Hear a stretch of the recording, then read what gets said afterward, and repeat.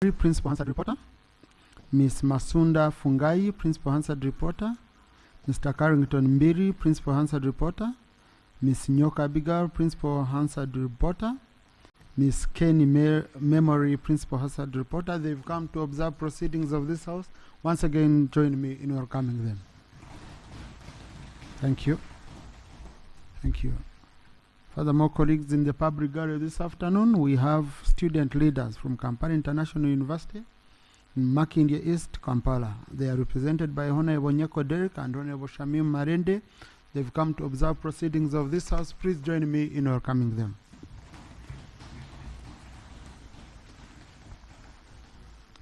Thank you. Honorable colleagues, I want to thank all committees who have completed consideration of the ministerial policy statements and encourage those who have not yet to ensure that they finish by Thursday, 10th April, so that we have enough time to present and debate the reports. Honorable colleagues, also it has come to my attention that nearly every committee is inviting the Minister for Finance to appear before it. Please, that's not tenable. The Minister of Finance won't be able to appear before all committees, so I advise sectoral committees not to invite or to require the Minister of Finance to appear before them before processing, because the Minister of Finance will appear before the Budget Committee where you will present. Otherwise, we are going to have a situation of saying we have not yet completed because the Minister of Finance has not appeared. No. Ensure the minister in charge of the sectors, of the sector under you, appears before you, and that minister should have worked out with the Minister of Finance, because they have a liaison person who works with the Minister of Finance. So, Honourable Minister of Finance, I have guided the committees that the business of you being required to appear before every sector committee is not tenable on your part, and it's going to delay us. Since you appear before the Budget Committee to respond to consolidated issues from the various reports, that's where you should put emphasis. Honourable Minister for Finance, also, this I require you on Tuesday to lay on table proof of payment of umeme and a statement on the on how you concluded your relationship with umeme, and then I will guide how best that statement will be handled, because we promised when we were adopting here the report of the Auditor General that we shall require you to present proof of payment of umeme and conclusion of your relationship. So we shall be glad if you do that, so that we are able to move forward. Honorable colleagues, the Parliamentary Anglican Chaplaincy will be having Easter Carol service officiated by His Grace the Archbishop of the Church of Uganda, the Most Reverend Dr. Samuel Kazimba Mugaru. It will be tomorrow, Thursday, 10th April 2025 at 10 p.m. in Conference Hall. This is to inform and request all of you to take at 4 p.m. Yes, to ensure that you attend. So tomorrow we shall end session early, so that we are able to go and be with His Grace. And tomorrow also, for your information, plenary will start at 10 a.m. tomorrow. Yes, because you need time to debate these reports. I don't have where to buy time from, so I'll be starting from 10 a.m. to 6 p.m. so that but for tomorrow it's a unique day because we shall have His Grace. But during the time to debate, I want you to, present your views. And the only way we can do that is by starting at 10 a.m. Then we have in a break of 30 minutes for lunch, and then we again proceed up to around 6 p.m. That we can do just, if possible, even up to 10 p.m. I'm still energetic. I'm fit enough. Okay? Yeah. A reaction to my communication, Honorable Nsamba. Thank you very much. Then Honorable Dan. Thank you very much, Right Honorable Speaker. Right Honorable Speaker, it's indeed a challenge for the Minister to be attending to all committees just because he's operating alone. Right Honourable Speaker, we have about 4 ministers, more than 4 ministers in the Ministry of Finance. If these ministers, if they acted as a team, Right Honourable Speaker, that if they acted as a team around this time, because we are not taking a lot of time, Honourable Musazo or whoever is the team leader can brief them on matters per sector. And they can come and respond to these issues, Right Honourable Speaker.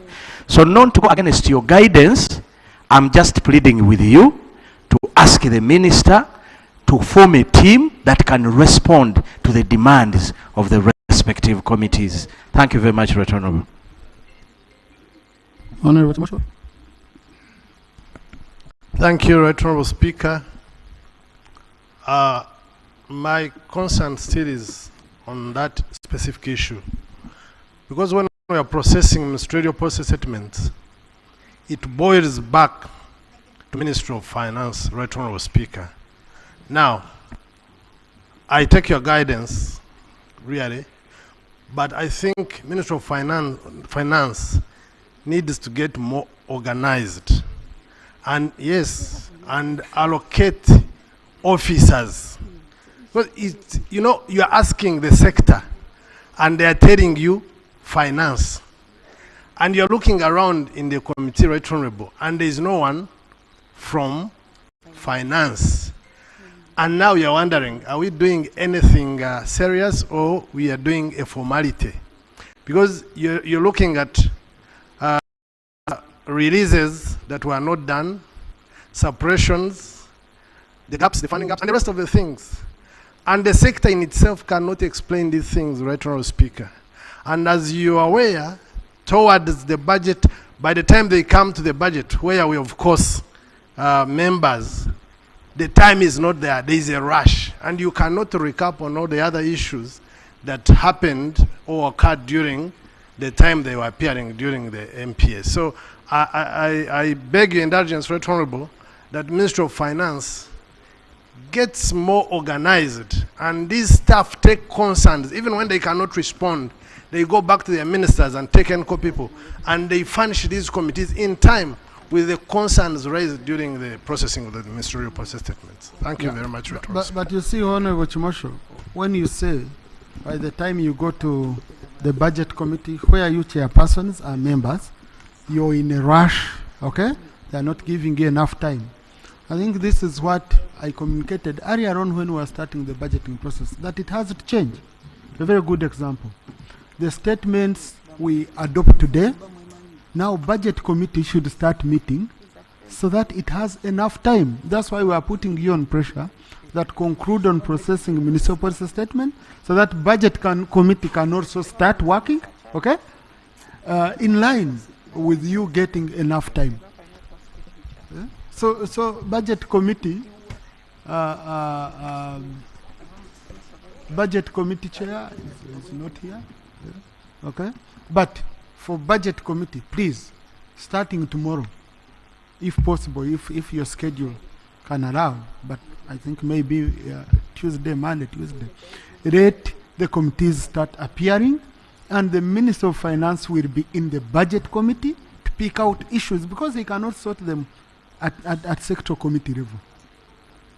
I had allowed Honourable Repair. Yeah, thank you, Mr. Speaker. Mine is just about the structure of the budgeting process, and then the enabling law, which is structured differently. We very well know that there is a program-based budgeting. That's what we are following now, where you find what we call now sectors when we are composing the committees that discuss this budget. So there's a mismatch. And in most times we have raised this matter with the MDAs, and they throw it back to Parliament that we are not the ones processing, because to handle that aspect of the enabling law, structure it accordingly, it should be done by this side of government, that's the legislature. So I'm bringing it to your attention to get to know that is the situation. When we ask them, they throw the ball back to us. So as the leader of this house, maybe we would want indulgence from you on the same. Thank you. Thank you. Honorable, you know, this is an issue which I have been very clear on. And you remember here when we attempted to do it, and then we found the conflict between our rules of procedure and the PFMA. And we found we cannot amend our rules to align them with program-based budgeting before before amending the PFMA, which refers to sector-based budgeting. And the Minister of Finance and Attorney General made a commitment. And we agreed the budgeting cycle for next financial year, okay?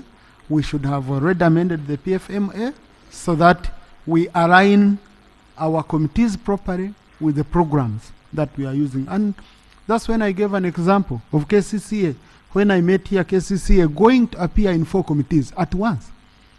There was a committee, Presidential Affairs, where they report. There was a committee for education because of schools, committee for health because of the health units they run, and physical infrastructure because of the roads. Now 1 unit. So, but the minister some time back had given, and Attorney General told me they've already finished the drafting process. So after, and we said that part, we are not trying to open up the PFMA on our minister in full. That part of budgeting, that we realign our committees here and we move very well. So I totally agree with Honorable Aripe. I hope the next budgeting cycle we shall have sorted that. Honorable Chivumbi.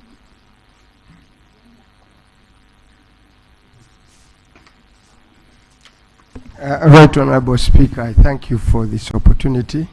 For the next 1 week, I'll be the acting leader of opposition. The whole of this week, the leader of opposition is out of the country. Right Honorable Speaker, you've finished your communication. But Right Honorable Speaker, the country, the media, and the print media today, and for the last 1 day, is awash with a gift of 100 million for each member of parliament from the President of Uganda. And as the head of this institution, I'm saying the media. Procedure, Honorable And as the head of this institution, Procedure, Honorable Chivumbi. As the head of this institution. Thank you, Right Honorable. Thank you, Right Honorable Speaker. Right Honorable Speaker, you communicated to this House, and we were reacting to your communication. And what the member is presenting is outside your communication. So is it procedure right for us, for the member to raise another matter that was not in your communication at this point? So, Right Honorable Speaker, can we conclude with responses or reactions to your communication, and then the LOP can proceed? So is it procedure right, Right Honorable Speaker, for us to handle a different matter when we wanted to react to your communication? Thank you. Now, honorable colleagues, our rules of procedure are very clear that when a member goes on the floor to submit, he should submit on the subject matter that is going on. And now we are still reaction on the communication. So if we could conclude that, then I can allow Europe, okay? Okay? Okay, since we had allowed him, since he had already started, let him conclude instead of losing that time, which would. Let him just conclude. But honorable colleagues, let's always... thank you, Right Honorable Speaker. As the head of this institution, when its name is in the media, in that regard, I expected that as the head and the chair of the session today, the first, since these rumors came up, you will be up to explain what has happened. So may I beg you, Right Honorable Speaker, may I beg you, Right Honorable Speaker, with the due respect, that the country demands an explanation from the head of this institution of what is going on in regard to the 100 million allegation that is a gift to these members of parliament. I beg your indulgence. Thank you. So, no one on the floor, Honorable Anifa. Order applies when there is someone on the floor. Can I have order in the House? Yes. Number one, honorable colleagues, as the leadership of the House, we are responsible for what is budgeted and appropriated and only expenditures done by Parliament. That's number one. That's number one. Number two, honorable colleagues, I will not sit here and I start legitimizing street talk.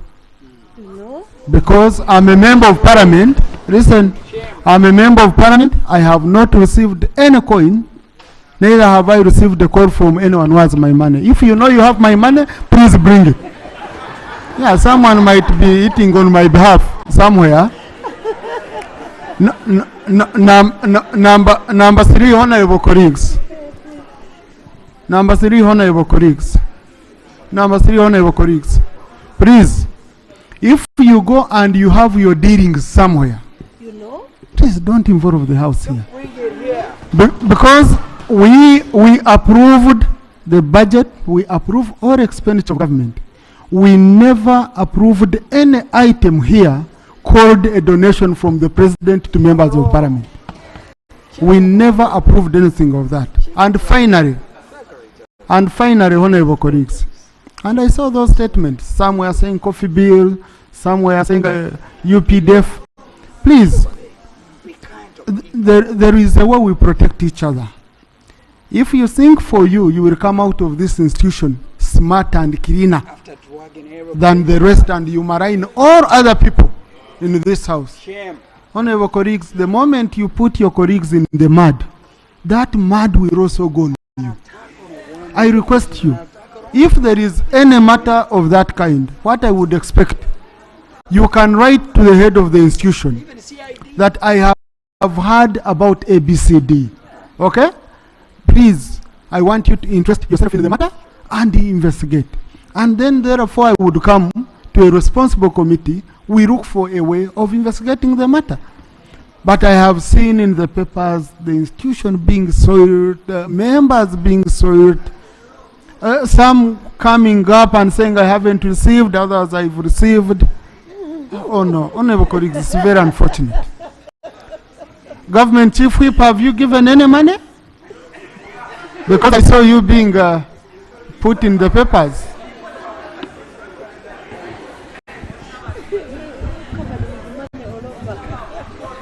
Right Honorable Speaker,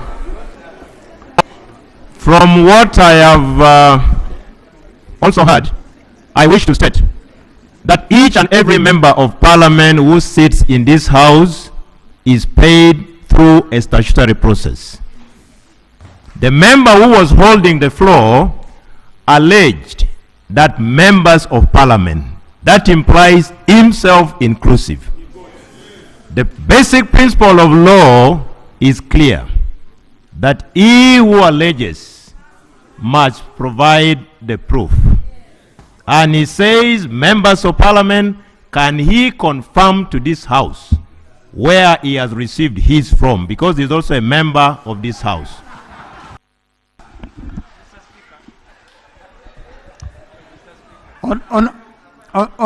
Honorable colleagues, we have work to do here. We have work to do. Please, this topic, I've closed it. Okay? This topic is closed. On my communication? Thank you, the Right Honorable Speaker. In your communication, you made mention that the Minister of Finance cannot be attainable to attend to all the sectoral committee. But there's a leeway.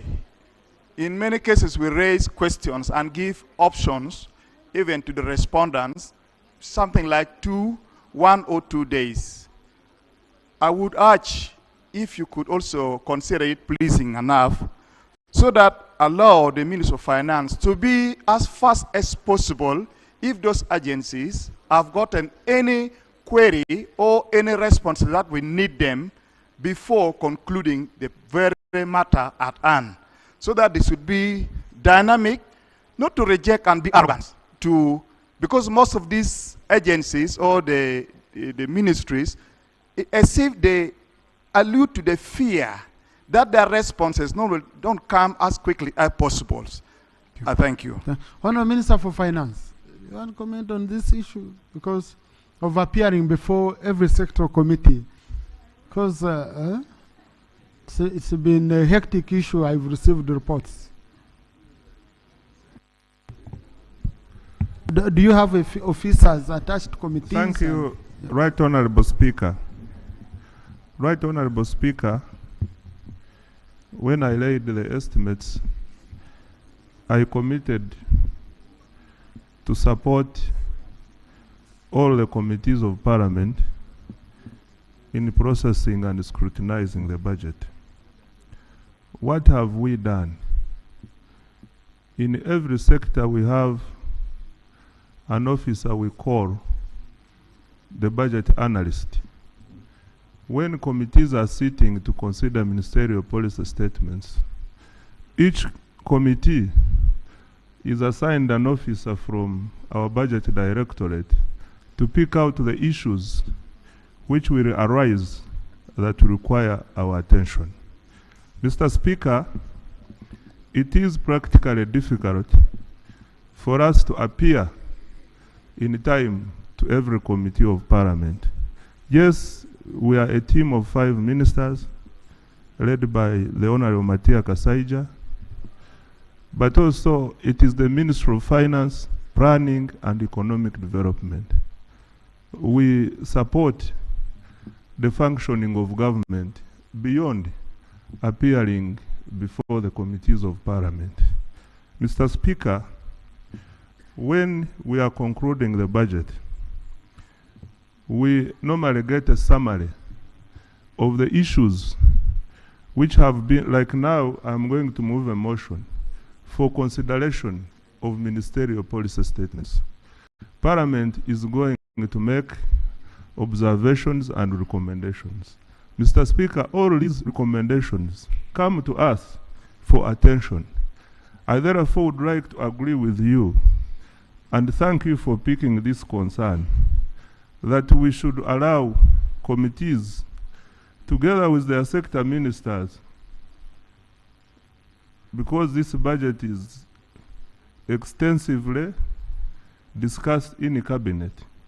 So the sector ministers who laid the ministerial policy statements here should be able to respond to the issues that happen in their sectors.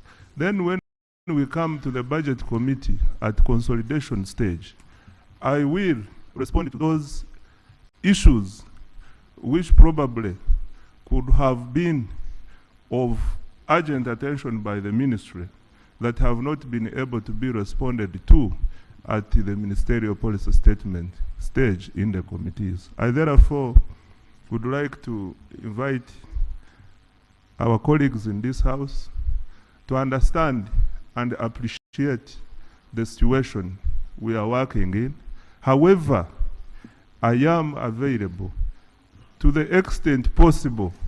I will address all the concerns that these committees will come up with at an appropriate time. Thank you. He wants clarification. Honorable colleagues in the public gallery this afternoon, we have pupils and teachers of Hillside Nursery and Primary Schools, Nadia, Kira Municipality. And they include our very own son, Daudi, the son to the Right Honorable Speaker, who should be here. They are represented by the Honorable Semuju Ibrahim Nganda and the Honorable Narima Betty Esther, and they've come to observe proceedings of this House. Once again, please join me in welcoming them. I thought Honorable Zake would clap more because of the Kara. Matters of national importance, Honorable Saro Pendi. Matters of national importance. Thank you, Right Honorable Speaker. Although I had a very important item on the MPS, I don't know whether I should just proceed for the record so that you can... Matters of national importance, Honorable, please. I have okay, you here. thank you. Thank you, Right Honorable Speaker. Right Honorable Speaker, I was traveling to my constituency on Saturday. I had a stopover in Ginger at a fuel station, and some police officers approached me on seeing me and informed me to raise this matter, that they have not received salaries for the last some 6 months, some 4 months, some 2 months. And the reason is that the Ministry of Public Service was actually integrating their system from one to another.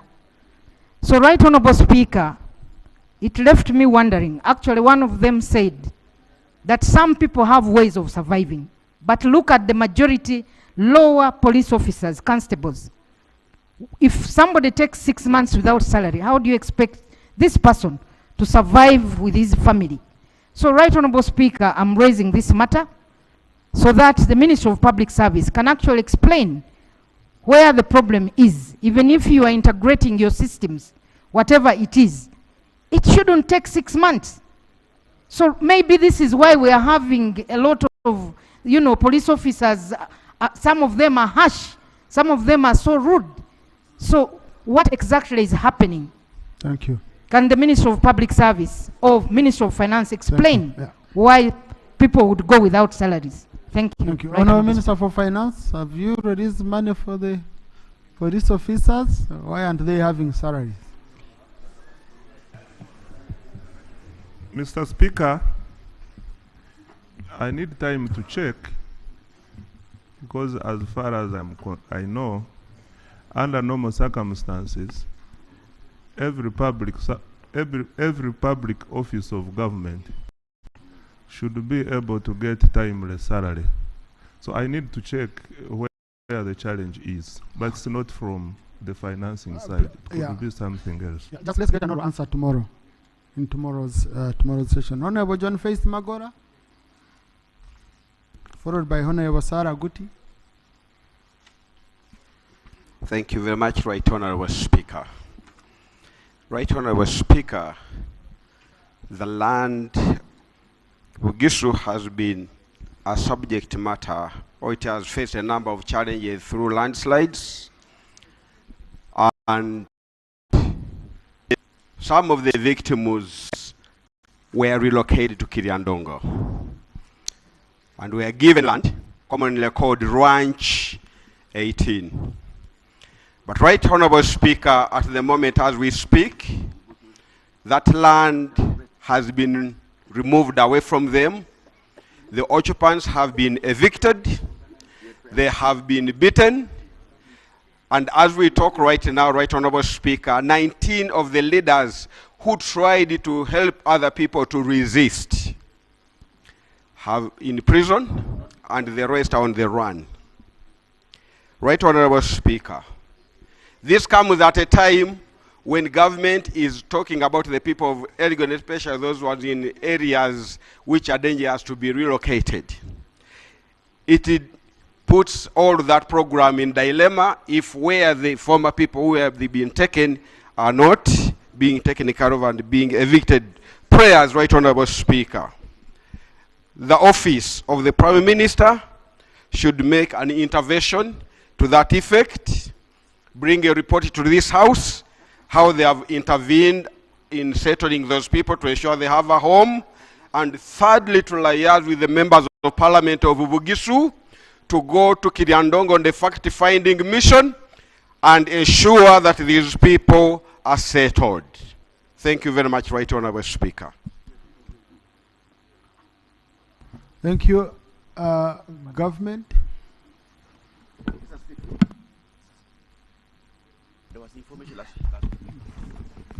Right Honorable Speaker, may I commit to link before the end of business the members of Parliament from the area affected with the line minister who is seemingly not in the House for purposes of addressing the issue raised.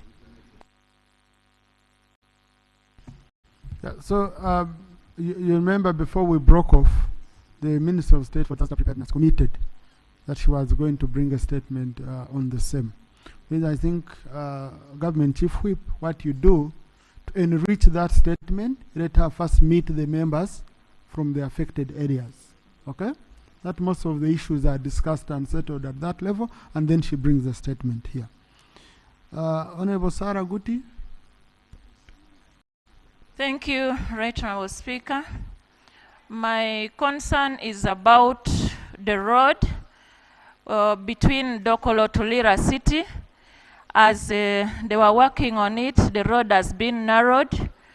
We are getting a lot of accidents, minimum of 3 times a week. So my prayer is that we request the Ministry of Works to take note of this and also go and check. It has been narrowed. Even private cars, you cannot overtake if there's a rider at the side. Thank you, Right Honourable Speaker. Honourable Minister for Works.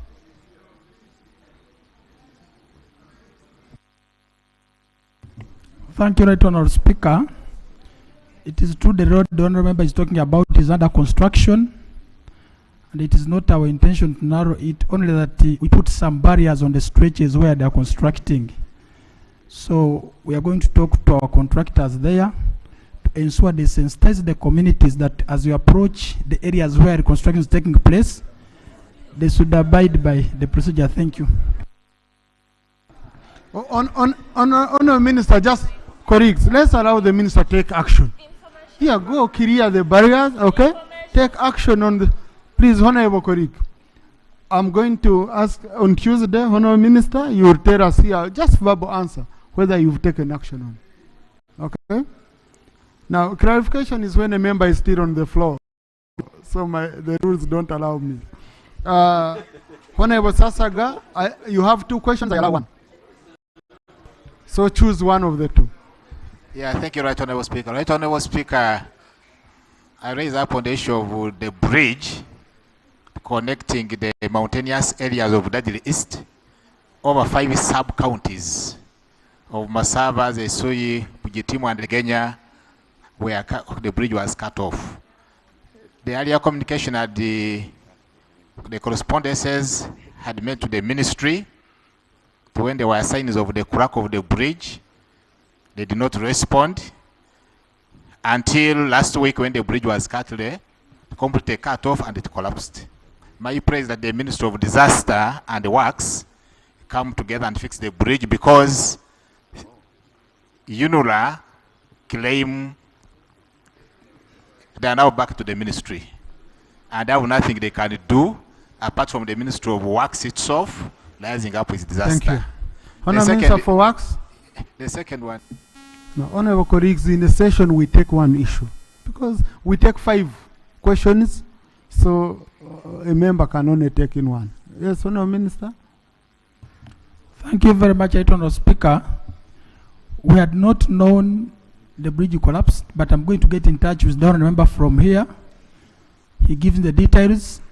We send our engineers and we handle it as a matter of urgency. Thank you. Thank you. Honourable Eddie Kwizera. Right Honourable Speaker, thank you very much. Right Honourable Speaker, in my constituency of Chimbiri, there are multiple licensing of iron ore miners, and the rate of degradation of environment is so high that the government should monitor the people they are licensing, because we have appealed to the ministry and haven't seen a reply. Thank you. Government.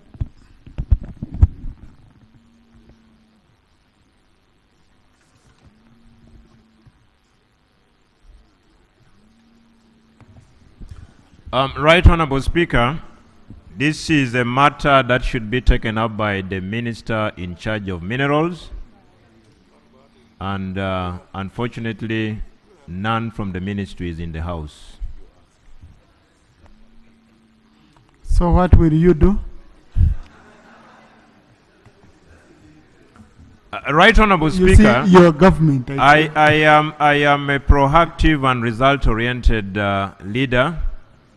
The honourable member who was raised will definitely be connected to the line minister to see how best it can be addressed. Yeah. Yep. Thank you. Yes, Honourable Semuju. On procedure? Yes. Maybe, Mr. Speaker, the Honourable Boa doesn't know that we know where these ministers sit. when matters are raised in Parliament, they have gone beyond the meeting between me and the minister. I don't think there is any minister in Uganda here who I want to see through Honorable Bua.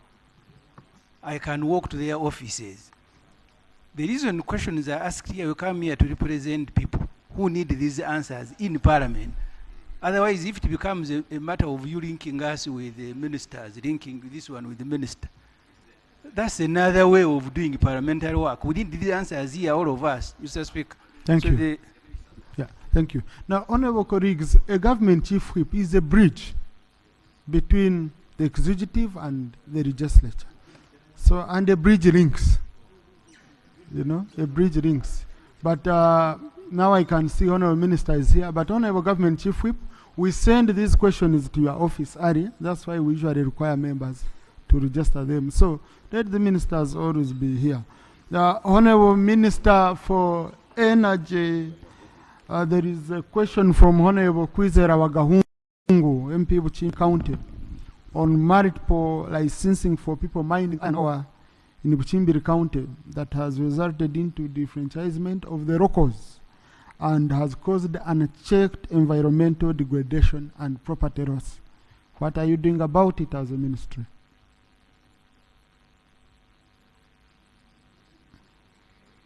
Oh, you came with a statement? You look well prepared. Right, Honorable Speaker, I received this when I was coming, and it requires a comprehensive answer. I've asked my technical people to prepare it, and I will submit it. Yeah, but Honorable Minister, what is very important is you to commit to either send your technical people or yourself on the ground, and you see the situation, because you see, the day locals feel they are being disenfranchised for a resource, a natural resource within their vicinity, it might end up not giving us good results. I think you need to take it up seriously. Yeah, right, Honorable Speaker. You know, such a question actually needs people to get on the ground to assess it, and then I will produce a comprehensive report. Right, Honorable Speaker. Thank you, Honorable Minister. Honorable Guzuri, you have two questions, but I need you take one. Choose of the two. Thank you, Mr. Speaker. This Parliament appropriated money to pay tobacco farmers from West Nile. Ministry of Finance released this money in the second quarter. Up to now, the Ministry of Trade has refused to pay these farmers. And I even now have information the ministers have halted that process. So can you come and explain why you have refused to pay the farmers, or when you are going to pay them, so that we know there's no intent to disenfranchise our communities? Thank you. Honorable Minister for Finance. Trade? Mr. Speaker, this is to trade because finance released that money. Honorable Minister, and trade the money for tobacco farmers in West Nile.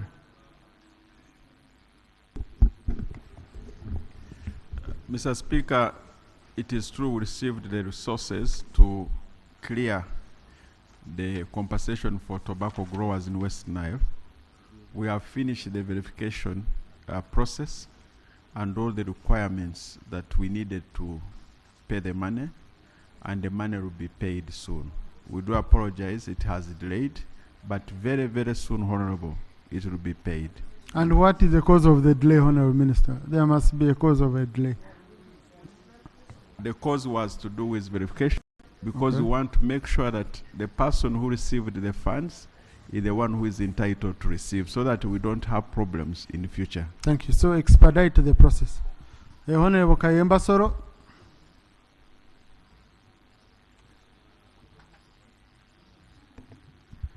Thank you very much, Right Honorable Speaker. Right Honorable Speaker, 2 weeks back in my area, Chivinge sub-county, which is in Mbukomansimi South, some people came and they say they were URA officials. So they told the farmers that they are going to start taxing the coffee plantations according to the acreage. So I want the Ministry of Finance to come and tell us, is it true you are going to start taxing the coffee farmers? according to the coffee actually plantations according to their acreage. Honorable Minister for Finance.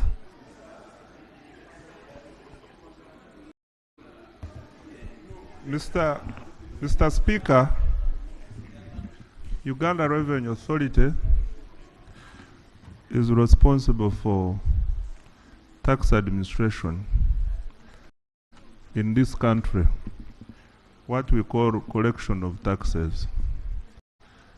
The policy aspects of taxation are spearheaded by Ministry of Finance through the tax laws which are passed by this House.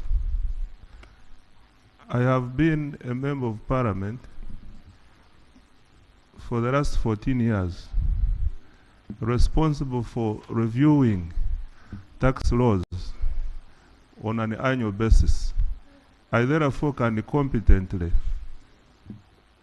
tell which tax we have and which tax we don't have in accordance with the tax laws.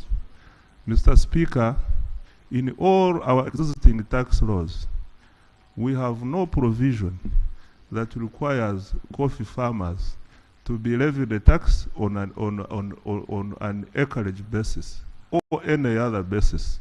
Therefore, those people who went to his constituency, we regard them as masqueraders. They are not from URA.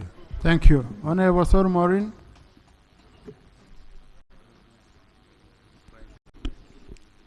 Thank you very much, Right Honorable Speaker.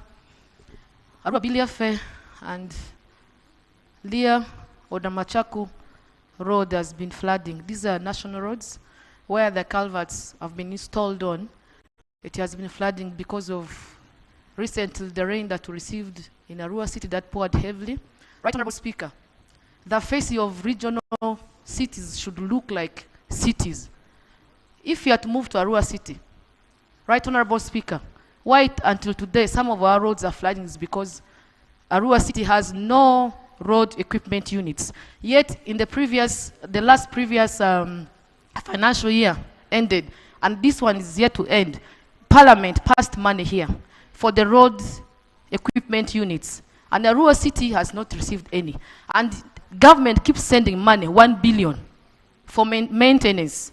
And now Arua City having no road equipment units, we end up hiring from the nearby districts at a very high rate, very expensive, and we end up even exchanging bitter words sometimes. And it's very hard for us to absorb that money as the people of Arua City. We now therefore request that the Minister for Works should give us an answer. What happened when we passed here money? The other time you said you needed, you procured 80%. The balance was remaining 20%. We gave you money again, but this time you only gave 14 districts. What happened to Arua City? Is Arua not a regional city? Can you give attention to Arua City because we don't have road units and our roads are looking terrible for the last 5 years? We are here struggling. Thank you. Honorable Minister, you're about to cause me trouble. Bye. Right Honorable Speaker, it is true Parliament gave us money to procure equipments for the new districts, and the equipments we procured, they served the 16 districts, and it was not the whole complete set. We actually need more 29 billion to be able to buy the balance of the equipment. We are supposed to give the district that their unit is complete. But for the cities, all of them, this is the plan we have in next financial year. And I request the honorable colleague to be patient. Once we pay the 29 billion for the other equipment we got, then we can be able to give the cities. Thank you. Now, honorable colleagues, you see, the minister has no money, okay? He said there was a deficit on the money they were given. So, I mean, nothing you can do on the floor about him not implementing, because we never gave him, money to help him implement. But I know government has taken note of this issue. Minister of Finance is here, they've taken note. I hope. Minister, you wanted to add on something? for all cities. Maybe Right Honorable Speaker, in addition, because roads are needed by the local people and our people to do business, meanwhile, there is a mechanism where we borrow equipments from the Ministry of Works, from our zonal centers. If the city has money, we can give them equipment so that they can work on the roads and they wait for their own. Thank you. Honorable, link up with your Honorable Minister. I think link up with your substation manager for West Nile, okay? So that you see, not only West Nile, but these cities. Yeah, all the cities. We'll be helping them for now as we get road equipment. Honorable Chimosho. Thank you, Honorable Speaker. My issue is that Kazo district was among the few districts that were considered to be given technical institute. And indeed, this was constructed. They started construction in 2014. They were lazy. It took 7 years to be complete. Now, after it is complete, it was coded in 2023. Up to now, there is no wage. The principal that was sent there worked for 1.5 years without any pay. That one left. They sent another one. He has worked for 5 months without any pay. There's been several correspondences between the district and the Ministry of Education and Public Service. Education sends them to Public Service. Public Service tells them, if you don't have wage, send back the principal. And there is already enrollment in the institute.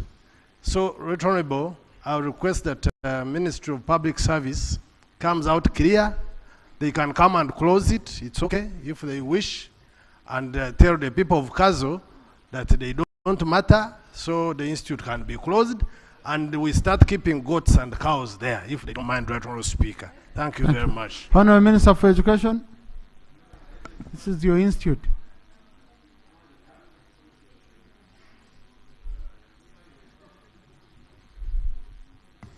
Thank you, Right Honorable Speaker. I want to thank my colleague for raising the very critical issue on the technical school. Can you be more audible? Thank you. I've listened carefully on the issue of the technical school in Kazo. Of course, very important for skilling our youth and the students.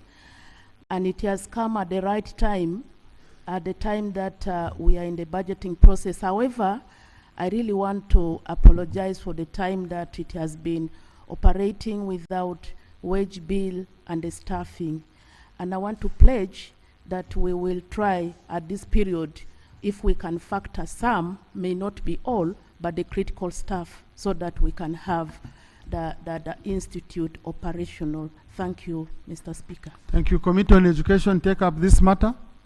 Ensure we have wage. This is a government institution. We built it. It's just they are being wasted instead of giving services. Honorable Narukora.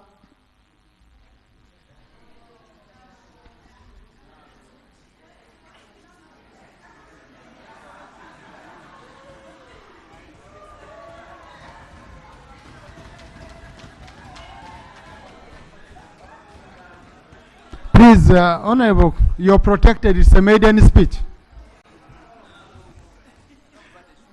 Mr. Speaker, I thank you for this opportunity.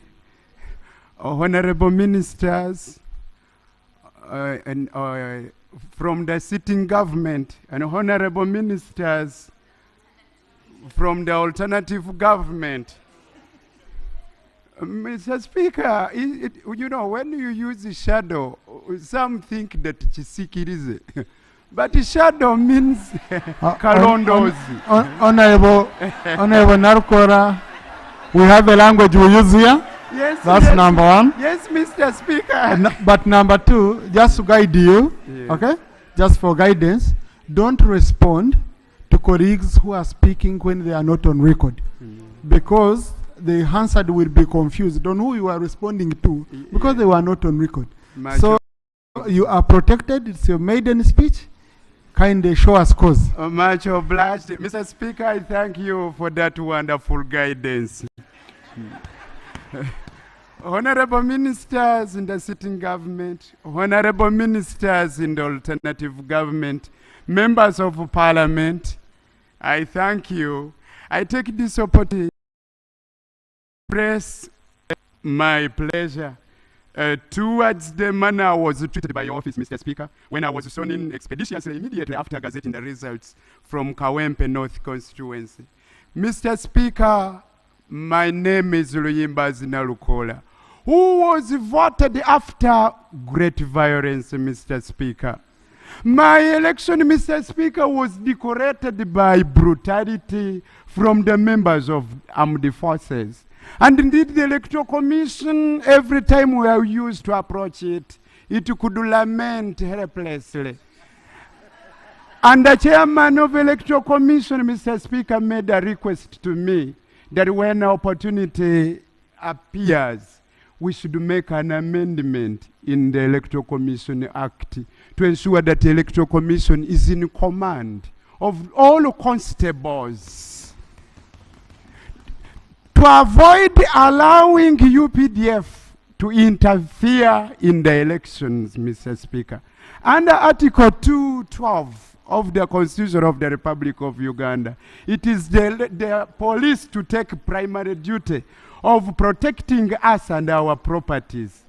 But it can cooperate with sister security organs. Unfortunately, UPDF invites itself before.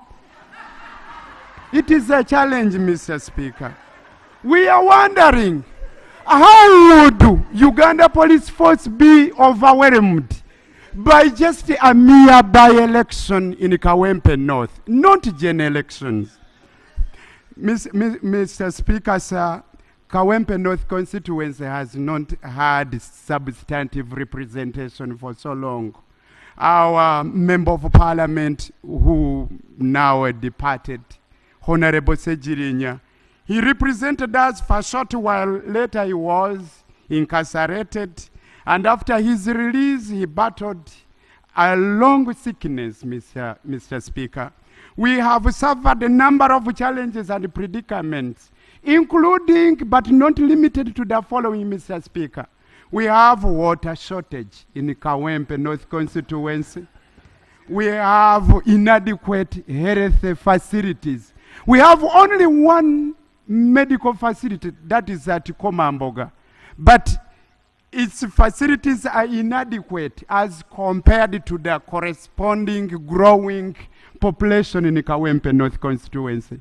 Mr. Speaker, we need intervention of the Ministry of Health. We need intervention of the minister in charge of water. Honorable, I'm sorry for interrupting you. I know with Maiden speech, but you stood up on a matter of national importance. And number two, it ended up becoming a statement. So, and a member, we don't have in our rules a provision for a member to make a statement apart from a statement of personal explanation under Rule 55. So, when you look from look at Rule 52 to Rule 55. So, even a new member, I try to be, no, I have been accommodative. I was listening. So, I wanted to guide that for matters which are related to services, government services in your constituency, we are now starting to discuss ministerial policy statements, where we are looking at the budgets and provisions for services across the country. I can give you a time when we are on the statement for Ministry of Health, you raise health-related issues, because the minister will be here to respond and commit. Education, I give you a chance. Roads and infrastructure, like that, instead of you bringing them out here and we end up not capturing them. I don't know how you look at that, Honorable. Mr. Speaker, I'm so grateful for that wise guidance. Now allow me to point out one matter of national importance. Mr. Speaker, it is a violation of human rights, especially against those who participated in the by-election in Kawempe North constituency. A number of my supporters and voters from NUP are being persecuted, are being looked for by those in government, police, They are being persecuted, Mr. Speaker. Something must be done. To be sincere, we must practice tolerance in our politics. Mr. Speaker, this is so important. Should you allow me that opportunity, I can even appear before committee should one be allocated or this matter taken to it. I will appear, I will as well call the victims of that persecution. I thank you. Thank you very much. Yeah, thank you. I will ask the minister. I'll ask the Minister for Internal Affairs. Yes. Honorable colleague Narukora, we have a mechanism of following up these issues, okay? And Honorable Chivumbi has been helpful on several occasions. So we are going to follow up these matters with the Minister for Internal Affairs. And if action is not taken, then it can come back here. Now, Honorable colleagues, Honorable Anifa.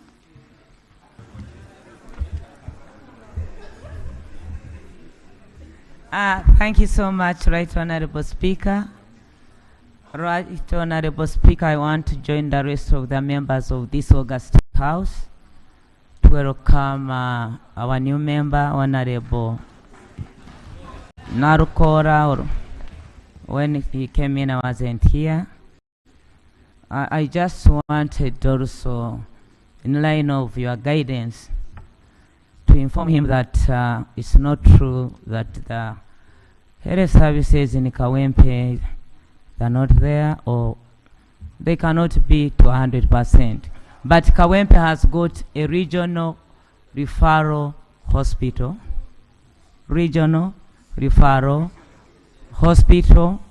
The units of facilities in Kawempe are more than 5, and I'm always there inaugurating. I would also prefer that since he has come in newly, the district local government will help out to know where these facilities are. My office is open also as the Minister General duties in charge of hospitals to help you out. Thank you. Thank you. Thank you, Honorable Minister. Honorable, I want to welcome you once again. This is a house of comrades. We treat each other with respect. We stand by each other. So please ensure you interact with your colleagues beyond your political party. Just interact. We meet in the canteen, in the corridors. Feel at home. Okay? You're part of the family now. Next item.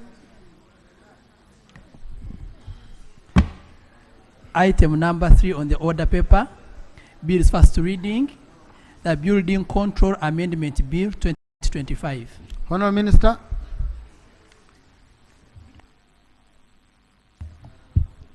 Right Honourable Speaker and Honourable Members, I beg to move that the bill entitled the Building Control Amendment Bill 2025 be read for the first time. Equally, I beg to lay the bill on table accompanied by the certificate of financial implication. Thank you, Right Honourable. Thank you. The bill is referred to the Committee on Physical Infrastructure for processing as per Rule 129 of our Rules of Procedure. I had allowed Honourable. The Building Control Amendment Bill 2025. Thank you. Honourable Watkins. Thank you very much, Mr. Speaker. I also join the rest of our colleagues in welcoming Honorable Kawempe South to the big family. Mr. Speaker, sir. That's Kawempe North. Yeah, Kawempe North. Mr. Speaker, sir. The last sitting, the presiding officer gave clear instructions to the Minister for Works and Transport. I'm glad that he's in the House. Mr. Speaker, sir, the directive from the presiding officer was to the effect that December 7, 2024, the President went and opened the Pondwe Kikorong Road commissioned in and before the public eye or before the world with caterpillars, graders, backhoes, excavators, and trucks. And that was the president, Mr. Speaker, December 7, 2024. As I speak right now, Mr. Speaker, there's no truck, there's no grader. But you see, Honorable Watkins, you see, the burden I get, okay, is for us to apply the point of procedure on matters that are not to do with today's sitting. Okay? And I think that's why Rule 78 requires one to first state the rule under which one is standing to raise a point of procedure. So would it be bad, Honorable, if you ask for space, I can give you tomorrow in Prime Minister's time or as a matter of national importance, but we remain in line with our rules. Appreciate it, Mr. Speaker. This is not something that is newly introduced. This has everything to do with your directive. You directed, Mr. Speaker. I can't keep coming to your office all the time on the same point. So raise a point of procedure? Yes. So the procedure issue, Mr. Speaker, is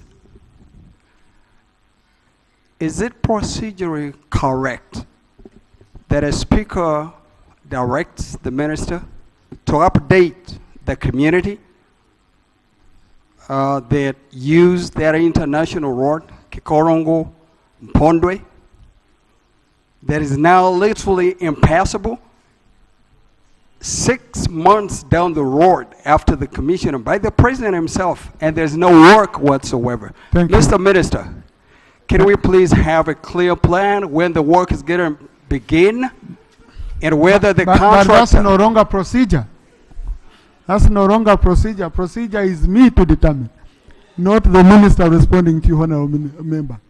So now the fact, Mr. Speaker, I appreciate your leadership and your guidance. Now that the minister is right in the house, I think the people of Kasese and the international traders owe it to him. Honorable Minister, I want to settle this matter with Honorable Watkins, please. I hope you picked it.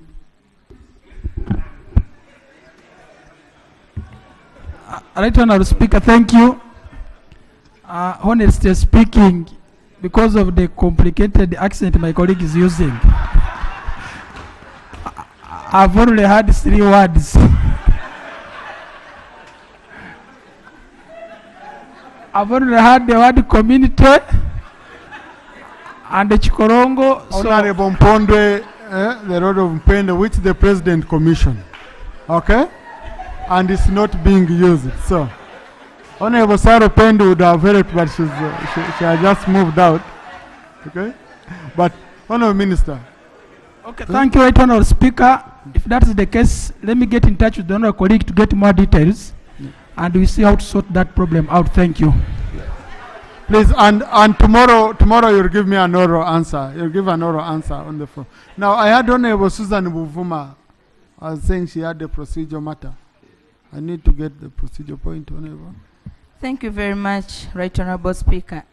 Right Honorable Speaker, on 31st of January this year, the government, through the Right Honorable K. Nakadama, committed itself that they will table the fisheries and aquaculture regulations within 1 week as a response to one of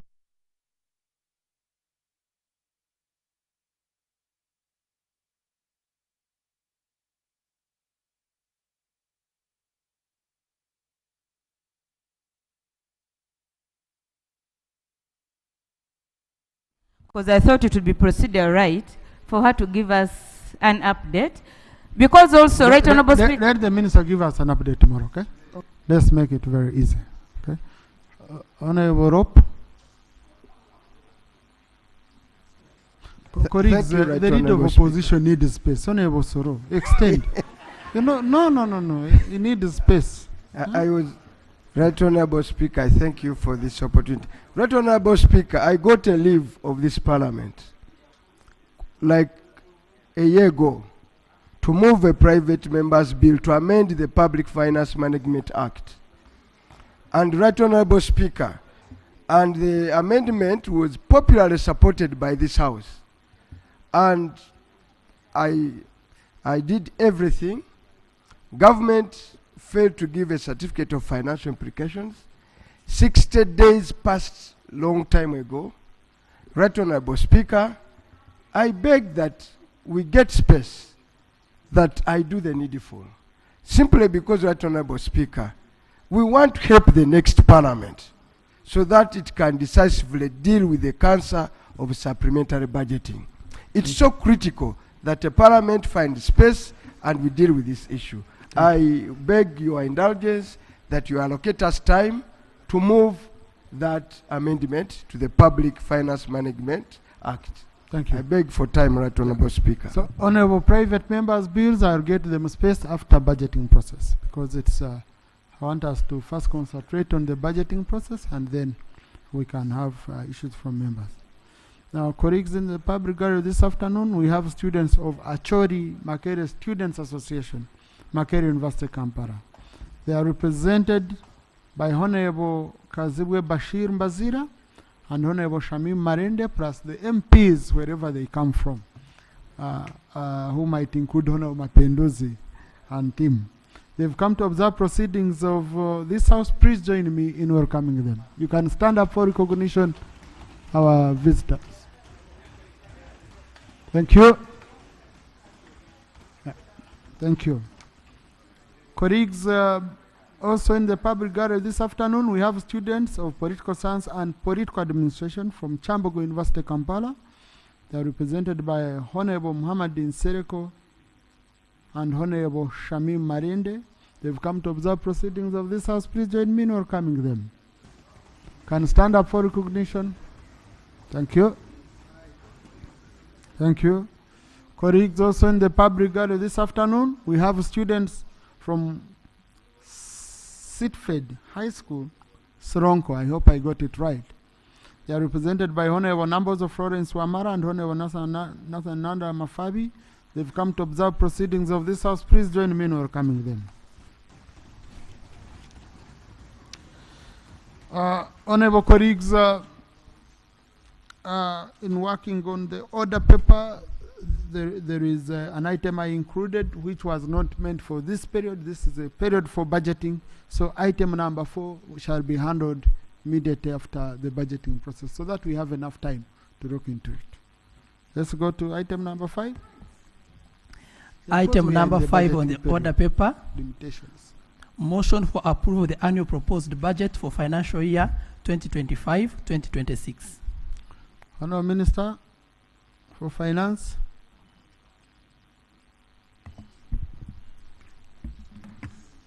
Right Honorable Speaker, pursuant to Article 155 of the Constitution of the Republic. Honorable, can I interrupt here a little bit? Thank you. I'm sorry. But the Minister for Agriculture has come. I don't need to keep this matter pending. Honorable Minister, you promised to bring us regulations for the aquaculture, fisheries and aquaculture law. So, what happened? Thank you, Right Honorable Speaker. Right Honorable Speaker, we have done regional consultations and we are now left with Lake Yoga, and the report will be put together to hand to Solicitor General. So how much time do you need, Honorable Minister, from your observation? We need 2 months again, Right Honorable Speaker. Yeah, but you see, Honorable colleagues, it does not help for a minister to say, I need 2 months, and then we say, no, go doing, and it's a consultative process. And one of the advantages of me sitting in cabinet was knowing how ministers struggle to get space on the cabinet agenda. So since she has asked for 2 months, let's grant the 2 months, but we know that's our deal with the Honourable Minister. So that we don't come back here, we rotate on this issue. You made us pass a law, okay? It was your law. We just need your own regulations to implement your law. Okay, Honourable Minister? Most obliged, Right Honorable Speaker. Thank you. So, Honourable Minister for Finance, kindly resume.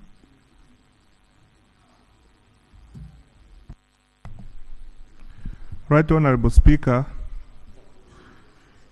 pursuant to Article 155 of the Constitution of the Republic of Uganda and Section 13 of the Public Finance Management Act 2015, Cap 171, and Rule 148 and 149 of the Rules of Procedure of Parliament, I beg to move a motion for approval of the annual budget for financial year 2025-2026. I beg to move, Right Honorable Speaker. Is the motion seconded? Chair Finance Committee, Honorable. What you people? Now, how do I allow on a question on this? These questions for motions are very clear. Okay, procedure can come after. Honorable Kor, Honorable Guzuri is also supporting the motion. Honorable Emmanuel, Honorable Mpindi, Honorable Government Chief Whip, Honorable Kaberka, Honorable Bahati, Honorable Nifa, Honorable Florence Akiki, Tinge, Honorable Chayo, Honorable Angura, Arepere, majority of the House. Honorable Minister, would you love to speak to your motion in brief? Now, since the minister is going to speak to his motion, okay, can we allow him and then you bring your procedure matter? Yes, Right Honorable Speaker. Yes. When everything goes on, then it will be meaningless for me to stand up again. Please, Honorable. Right Honorable Speaker, normally when we are at this stage, we deal with reports from reports on ministerial settlement from the different sectors. But I'm surprised about this motion, the way it is crafted at this stage. I don't know whether we are proceeding well, Right Honorable Speaker, whether the right motion now is that one, because normally we would have reports on budget estimates, on ministerial settlements. Thank you, Right Honorable Speaker. Now, Honorable colleagues, budgeting is a process, okay? So this motion will take us through the process of receiving reports from committees. Otherwise, now each committee would need to move its motion, okay? So this is how we always handle ministerial policy statements. We receive this motion from the minister, and then we receive all until we conclude with the budgeting process. Until we go, he moves a new motion for committee of supply and all that, and we conclude with the process. Honorable Guzuri. Thank you for accepting to listen to us. Mr. Speaker, this motion we are about to hear is premised on development frameworks that have been developed in this country, and one of which is the NDP4. While processing that document here, the minister made a commitment that before we approve or process the budget, he will come with a clear document specifying how government is investing in various parts of this country, so that we deal with the issue of disenfranchising some communities once and for all. Now here, he is moving a motion to move us to approve the budget without us knowing what is for different parts of this country in the development plan. So would it be procedurally right that you first allow the minister to bring that document he committed on before we move to approve? Because some members here raise concerns about how government is allocating money to places that ideally should not be getting money from government, and is deliberately ignoring some communities that ought to get government attention. You can only be able to answer all these questions if we look at the NDP 4 document, which the minister committed to, I therefore invite you, since this budget will be based on the National Development Plan 4, it is important we appreciate what government intends to do in different parts of this country. We already know areas like northern Uganda are very poor. Thank you, Honorable. Thank you. Now, Honorable colleagues, the issues being handled in sector committees are issues to do with this country. I don't think in sector committees we are handling issues of other countries. That's number one. Number two, the consolidated budget, which is going to be handled in the budget committee. This is where those questions should be asked by the minister, looking at all figures, in detail, but now at plenary level. And the problem also with this kind of motion, this is not a motion which requires approval at this stage.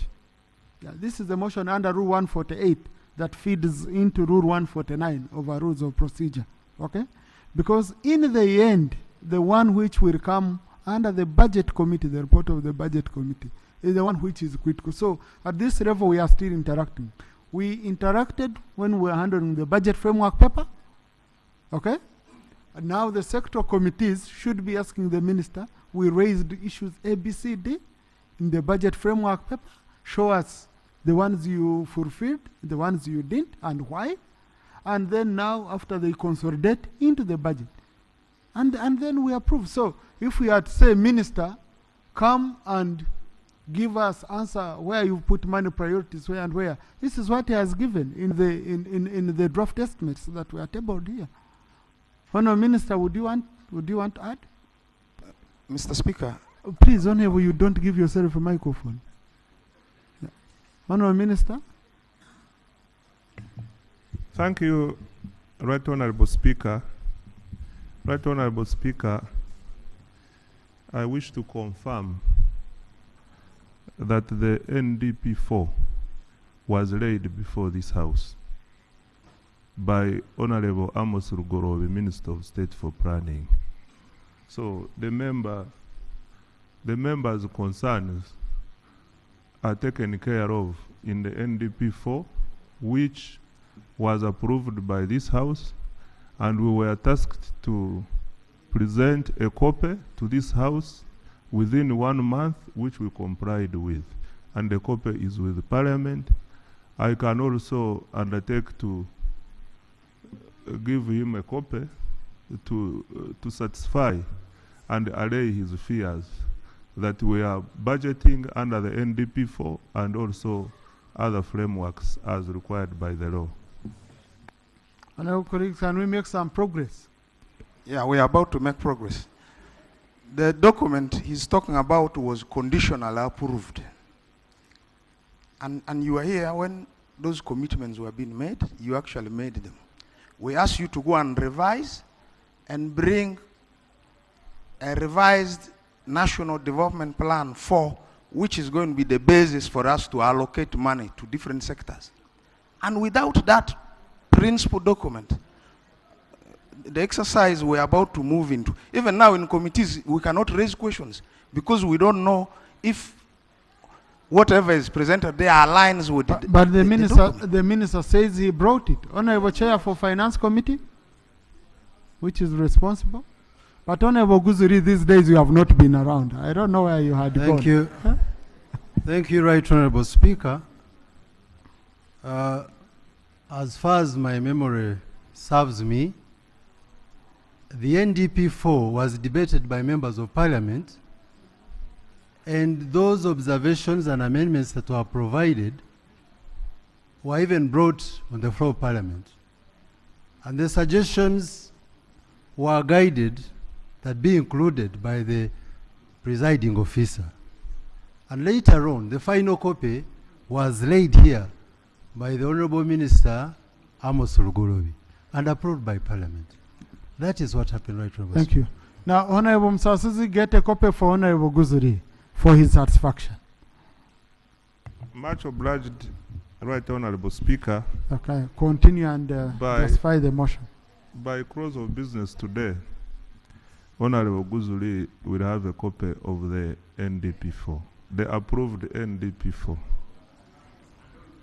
Honorable Minister, if we could, let's make it easy. If you could give us a soft copy so that we share it on al fresco, it will make our work very easy. Other than you, but if you have enough copies, which I know you must be having, you can bring for all members of Parliament the final document which was approved by this. Thank you, Right Honorable Speaker. I now come to my justification of the motion.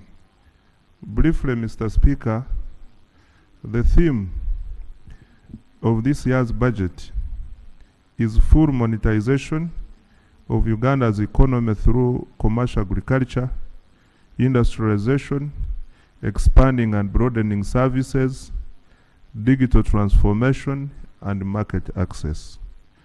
The total resource envelope is Uganda shillings 71 trillion 956 billion 621 million 530,685. Mr. Speaker, the areas of focus in the budget are the ATMs, which are 1. Agro-industrialization, tourism, mineral-based industrial development, and science, technology, innovation, including ICT and creative art industry. The key enablers are 10, which we have identified, and they are the following. 1. Maintaining peace, security, and rule of law. 2. Human capital development, including health, education, water, and social protection. 3. Full monetization of the economy through PDM and other wealth programs. 4. Infrastructure development, including roads, railways, electricity. 5. Regional integration. 6. Irrigation through bulk water to stabilize agriculture. 7. Manufacturing with focus on industrial parks. 8. Eliminating corruption. 9. Environmental and natural resource conservation. And 10. Vertical and horizontal integration of the economy. Mr. Speaker, we have attended to crucial issues that were raised by Cabinet, Parliament, and NRM Parliamentary Caucus, and the Presidential Advisory Committee on Budget, and also some of the recommendations of Parliament at the budget framework paper stage have been taken care of. We have also taken care of key policy commitments, mainly the domestic areas in the areas of agriculture, health, education, including AFCON, Electoral Commission, and the General Election Roadmap, the wage shortfalls in the local government, unfinished infrastructure in the roads due to counterpart funding, among other things. Mr. Speaker, I appeal and invite colleagues to support this process, and also I want to inform colleagues that this motion I am moving is basically for ushering us into receiving the ministerial policy statements, and after I will move another motion for supply, which will lead us into appropriation. Mr. Speaker, I thank you, and I thank members for attentively listening to me. I submit. Thank you, Honourable Minister. Thank you. Next. Item 5.1, Defense and Internal Affairs Committee. Honourable colleagues, on this, you need 15 minutes to give us the highlights, and then Right we'll have Honourable time for Speaker, in line with the motion moved by the Minister of Finance, I beg to present a report, but first I beg to lay on paper minutes of the committee meeting with Ministry of Defense and Internal Affairs Ministry, to lay on table minutes of the committee meeting with Ministry of Defense and Veteran Affairs, Ministry of Internal Affairs, and the agencies thereunder. I beg to lay. In line with the minutes allocated to me, Right Honorable Speaker, I will present this report, which covers the following votes. Vote 004, Ministry of Defense and Veteran Affairs. Vote 009, Ministry of Internal Affairs.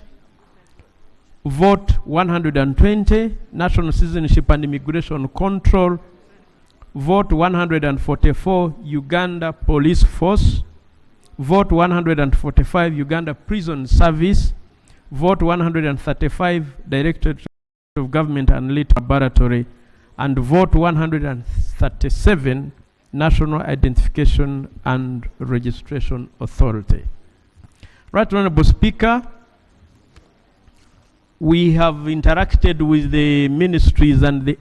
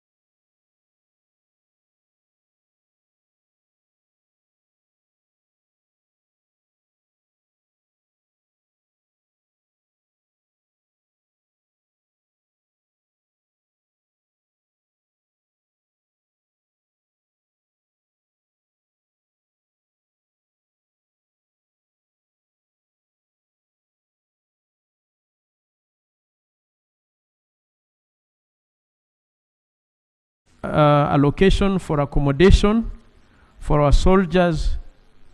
We also note,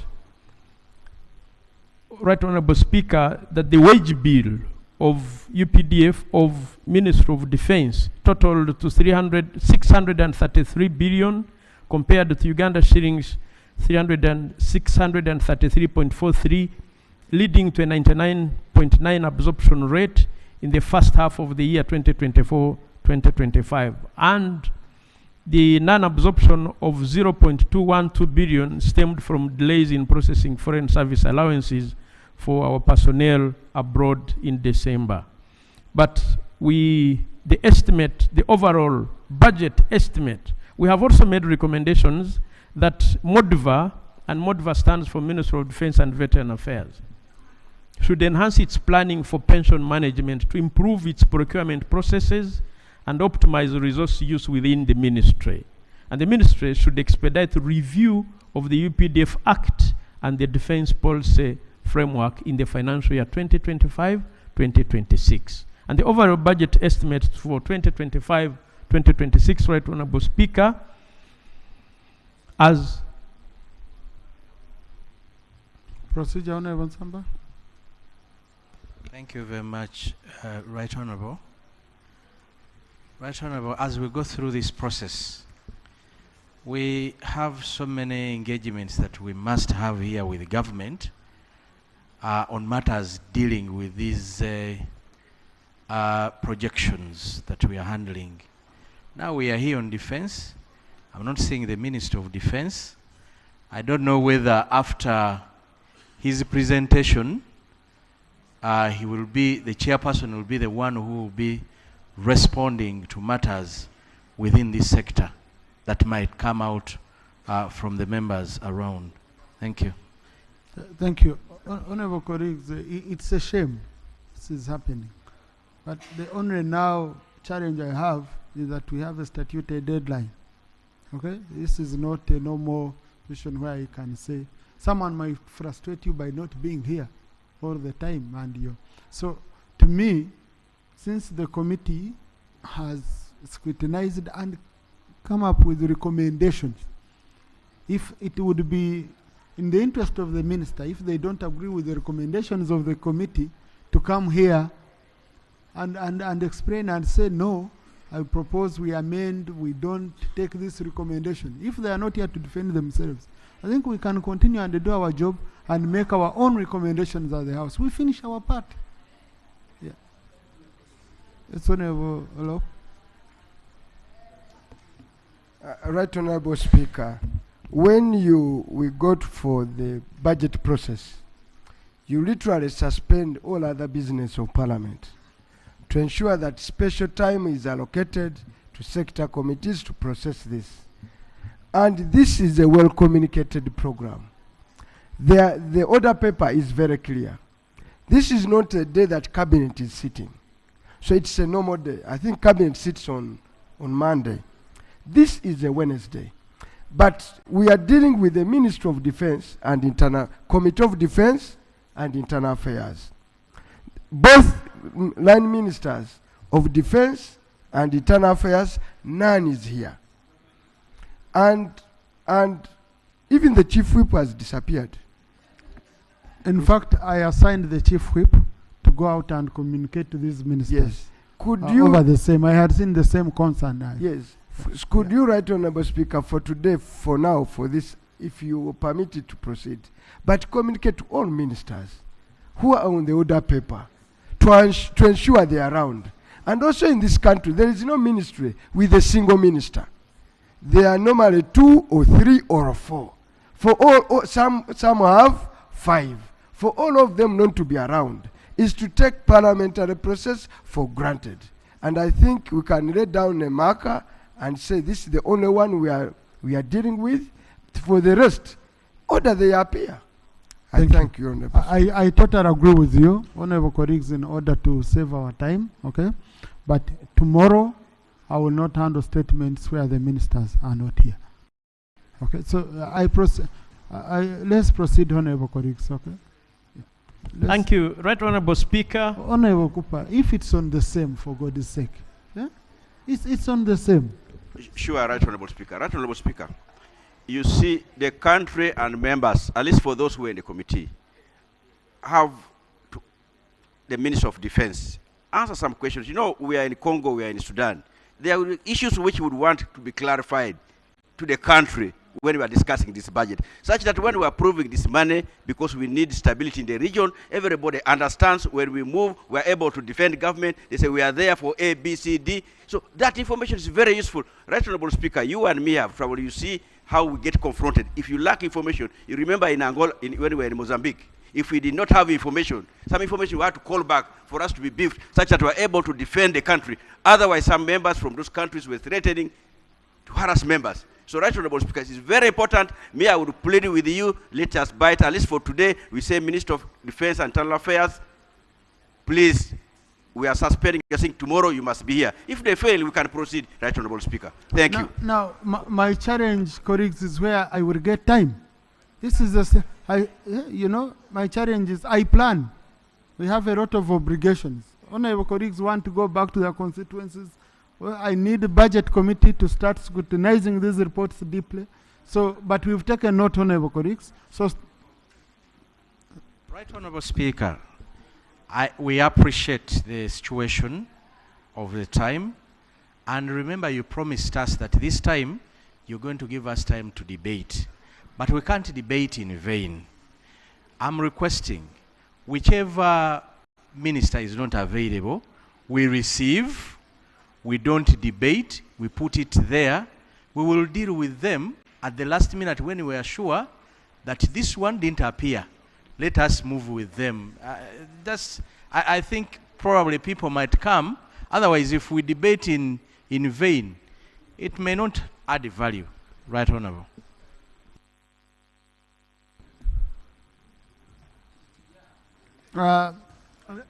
Let me do this, okay? Let's receive the report of defense. After receiving it, we go to finance, because the finance minister is here. Agriculture, the agriculture minister is here, okay? As we see how to manage the debate for the rest, okay? Of the colleagues. Colleagues, in the public gallery this afternoon, we have students from Divine Care Secondary School in Akaseke District. They are represented in Parliament by Honorable Tamaguzi Semakura and Honorable Najuma Sara. They've come to observe proceedings of this house. Please join me in welcoming them. If they are here, okay, good. Yes, Honorable Chair. Thank you, Right Honorable Speaker. Thank you. I beg you to continue. So I can now move to recommendations with regard to what I had stated. We recommend that the planning and budgeting of the UPDF interventions under the newly created African Union Support and Stabilization Mission should replace the rescoped ATMIS.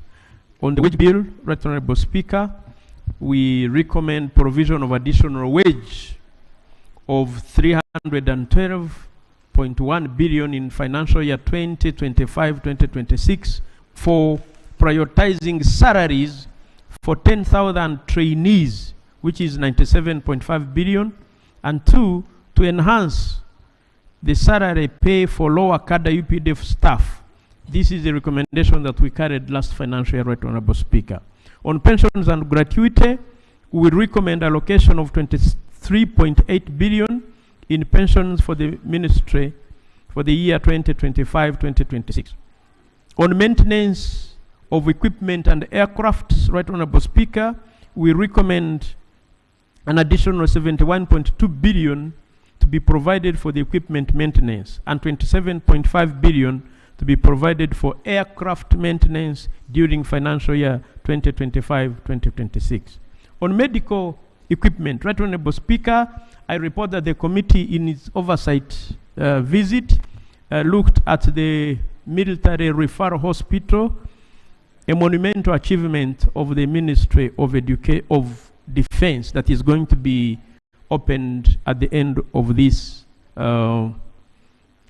month. Right Honorable Speaker, we therefore recommend a provision of 51.1 billion in financial year 2025-2026 for procuring medical equipment for the UPDF health facilities.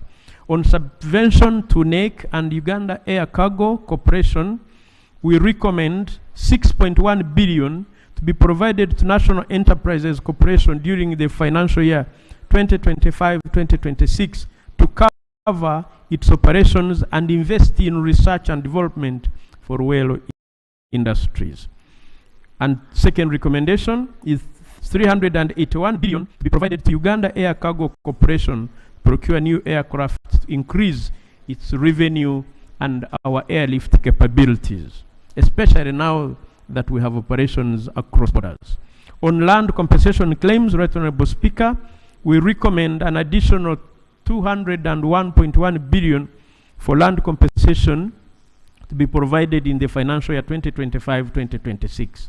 Budget consultancies, with the guidance of the budget called Satura, the committee noted that the ministry allocated funds for military operations Suja in DRC and Usarama kwa wote in Karamoja under consultant services.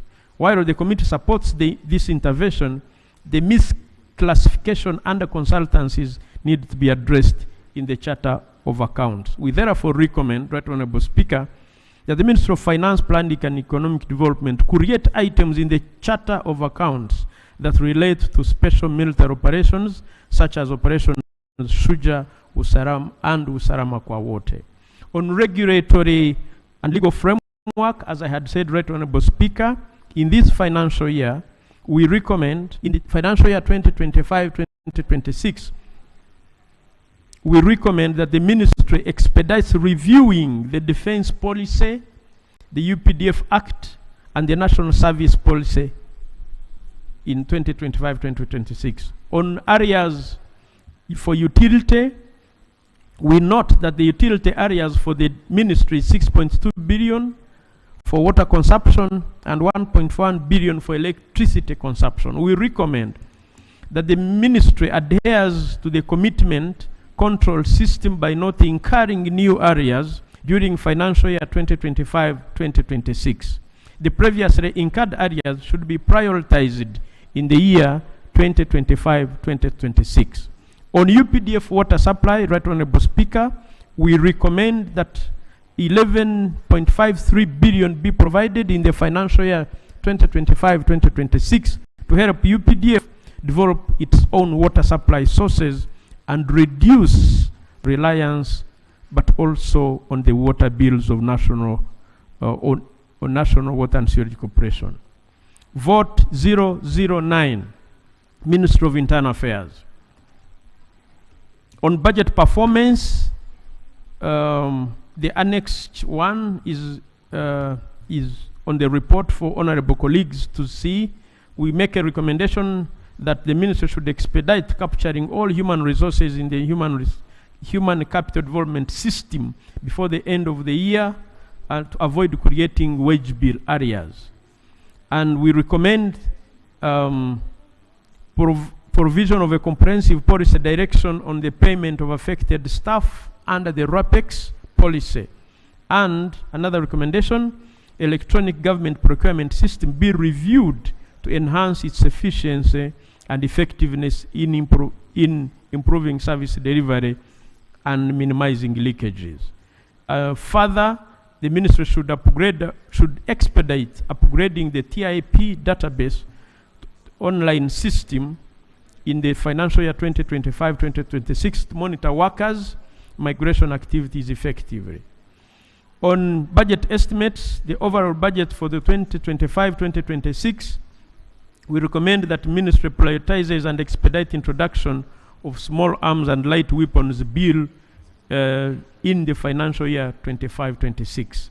On the development budget, Right Honorable Speaker, we recommend that the Ministry of Internal Affairs develop other projects to implement multi-year investment that will enhance efficiency in service delivery.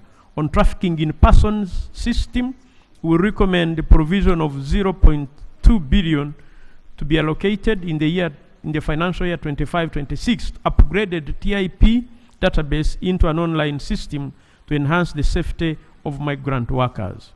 On reception centers for rescued trafficked persons, we recommend provision of 0.2 billion in the financial year 2025-26 to initiate the establishment of reception centers for trafficked persons. On the implementation of the Explosives Act, CAP 319, the committee recommends an additional 13.39 billion to be provided to regulate commercial explosives during the financial year 25-26. On the Amnesty Commission, Right Honorable Speaker, the committee recommends that an additional 2.342 billion be provided for demobilization, reinsertion, rehabilitation, and reintegration of reporters and victims in the year 2025-2026. Vote 120, Right Honorable Speaker. This is National Citizenship and Immigration Control. On the budget performance 2024-25, the annexed is attached. And expenditure performance, we recommend that NCIC expedites access of the newly recruited staff to the human capital development system, capital management system, to improve wage bill absorption. We also recommend that NCIC ensures expeditious delivery of the outstanding passport booklets to avoid issuance disruptions. The overall budget for 2025-2026 is attached, Right Honorable Speaker. Our recommendation to that effect is that the project cost for automating immigration citizenship services is adjusted in the multi-year commitments to reflect actual lifespan expenses. On the porousness of our borders, the committee was informed that 336 illegal crossing points do exist on the land and sea. And under the new staffing structure, 1,200 immigration officers are therefore required, with a wage requirement of 4.578 billion for the financial year 25-26. We therefore recommend that NCIC collaborates with sister agencies for border control.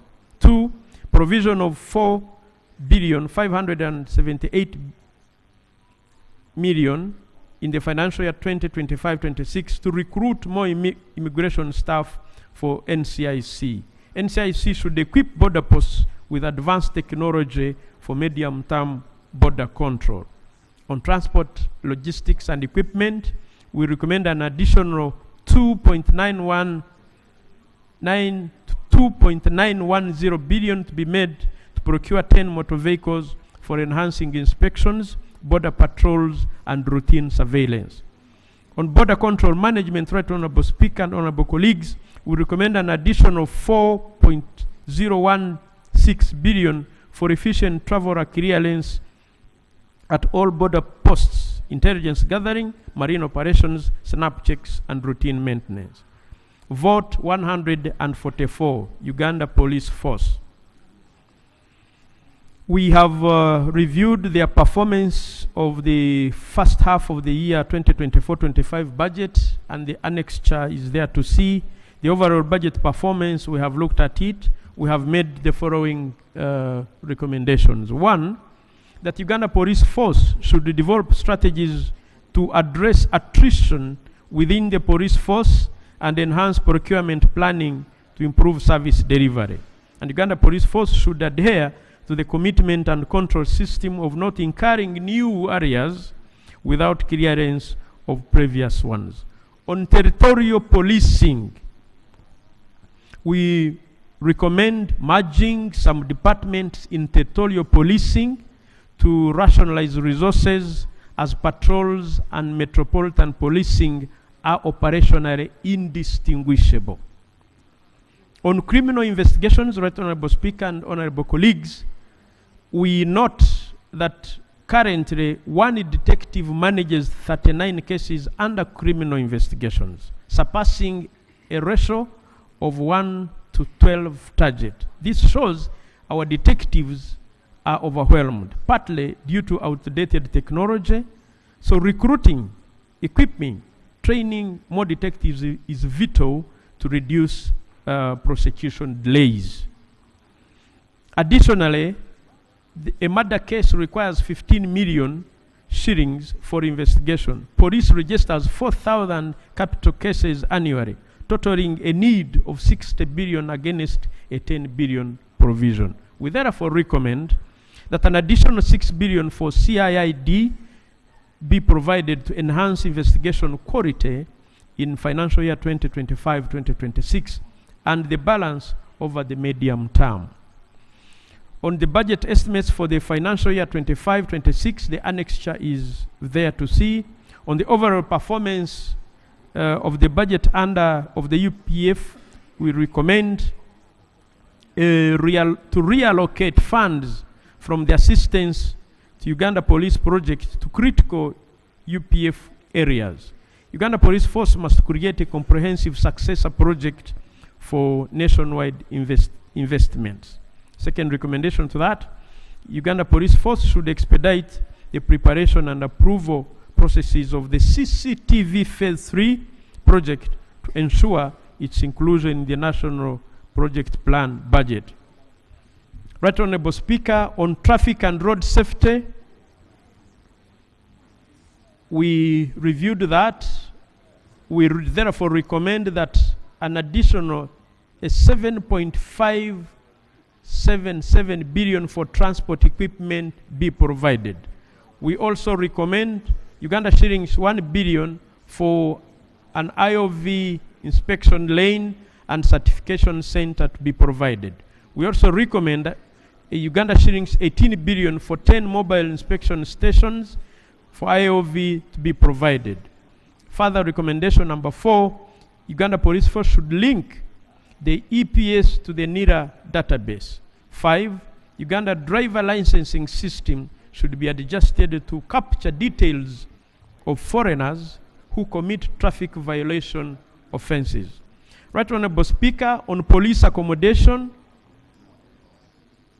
and the ongoing construction projects, we note that 74% of the police officers lack institutional accommodation. However, Uganda Police Force is working on a police accommodation project that this project is excluded from PIP. Minister of Internal Affairs plans to build 69,000 housing units for Uganda Police Force and Uganda Prison Service and the DCIC through a PP arrangement. We therefore recommend that Uganda Police Force accelerate the completion of the accommodation project to comprehensively address police accommodation challenges in the year 2025-2026. On sub-county policing model, Right Honorable Speaker, this is a flagship security solution to the country, initiated by His Excellency the President, and now under implementation. The model, Right Honorable Speaker, aims to use limited resources in sub-counties to improve policing services for communities, including establishing a police station in each area, following 1, deployment of a minimum 18 personnel, 2 motorcycles per police station, 3, a counterphone and radio communication, 4, an office, and 5, staff accommodation for at least 18 personnel. Uganda Police Force has tested this model in Greater Masaka in the financial year 2023-2024, establishing 892, which is 41% of the 2,190 sub-counties nationwide. In the financial year 2025-2026, Uganda shillings 5 billion is allocated for the construction of 30 model police stations and completing 11 in Greater Masaka, along with acquiring 333 motorcycles and communication equipment. However, there is a funding gap of 557 billion. We therefore recommend, Right Honorable Speaker, that Uganda shillings 587 billion be provided for the nationwide rollout of the sub-county policing model. On crime management, Right Honorable Speaker, we recommend 17 billion Uganda shillings be provided for CIID investigations and 2.3 billion to be provided for crime intelligence in the financial year 2025-2026. On the K9 unit, we see that expanding the K9 unit at 6 locations of Budaka, Bukoma, Nsimbi, Butambara, Zombo, Ajumani, Madiokolo, Pakwach, Vura, Kabiramaido, Koboko, Ajumani, Terego, Maracha, Moyo, Aivuni, Buyende, Kariro, Namutumba, Ngora, Hima, Namisindwa, Kwania, Agago, Noya, Amuru, Chankwanzi, Apache, Kole, aerodromes and border points of Jinja, Soroti, Arua, Mbarara, Kisoro, Mpondwe, Katuna, and Mirama Hills. National rate requires an additional Uganda shillings 2.2 billion 259 2.2509 billion. The unit faced challenges with unreliable transports for sniffer dogs to crime scenes. Reliable transport is needed at the district stations, requiring Uganda shillings 28.44 billion for equipment in 29 regions. We recommend, therefore, that 2.259 billion be provided to expand the K9 unit 39 locations. 2. Uganda shillings 10 billion be provided for transport of sniffer dogs to district stations in financial year 2025-26, with the balance allocated over the medium term. Right Honorable Speaker, I now move to vote 145, which is Uganda Prison Services. We have reviewed the budget performance for the first half of financial year 24-25. The annex is there to see. We have looked at the overall budget performance, Right Honorable Speaker, and we have looked at territorial. We therefore recommend merging the units into one called operations, excluding the ant-stock unit, which operates distinctly in the financial year 2025-2026. This savings will be reallocated to critical areas under the UPF. This is police.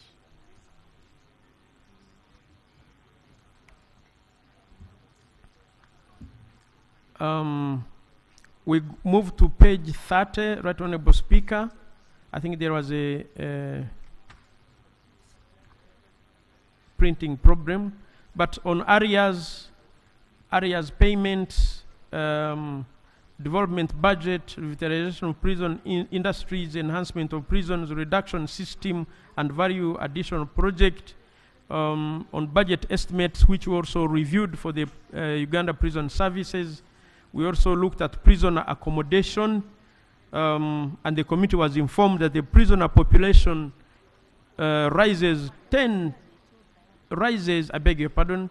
The committee was informed that the prisoner population rises 8% annually, reaching 372% occupancy and straining food, sleeping quarters, maintenance, medical care, and staffing. Uganda Prison Services plans to build 50 prison wards in current prisons to decongest existing wards, but has a Uganda shilling 3.786 billion funding shortfall. We therefore recommend 18 billion in the financial year 2025-26 to be provided for constructing one mini-max prison, and an additional 3.78 billion in the financial year 2025-2026 to be provided to build 50 wards in existing prisons to decongest prison wards.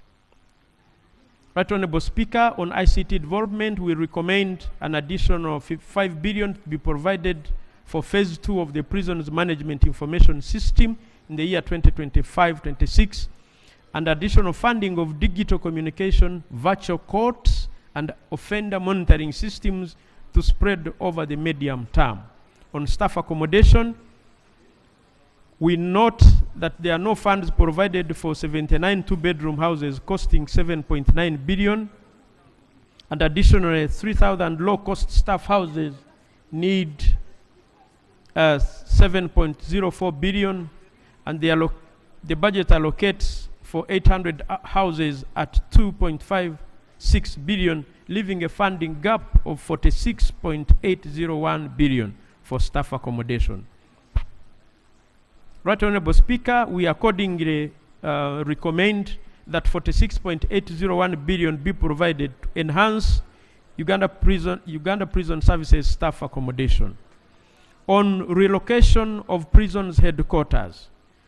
Right Honorable Speaker, this has remained outstanding throughout fiscal year 2024-2025. Plans for relocation must be finalized in the fiscal year 2025-2026. Moving from Parliamentary Avenue to create more office space for the Parliament of Uganda. Uganda Prison Service needs 43.56 billion for a new prison headquarters in Ruzira. Uganda shillings 15 billion will be needed to start the project in 1 year.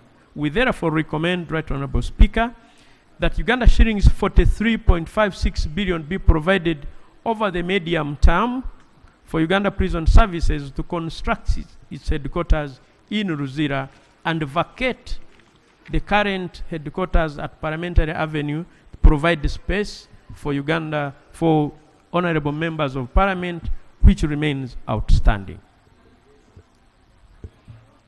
On prisoners feeding, the committee was informed that daily average of 88,829 prisoners at 5,550 each costs 21.825 billion, covering only 274 of the 366 days. This leaves a funding gap of 44.99 billion. We therefore recommend that 44.99 billion in the financial year 25-26 be provided to feed our prisoners. Prisoner uniform. We recommend allocating an additional 1.3 billion to procure uniform for prisoners. On prisoners' health care support, we recommend additional allocating 6.5 billion over the medium term to fully equip the new staff.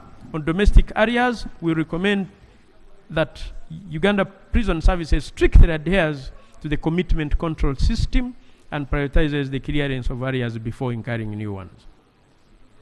Vote 135, Directorate of Analytical Laboratory. Right Honorable Speaker, we reviewed this. We looked at the budget performance. We looked at the budget expenditure.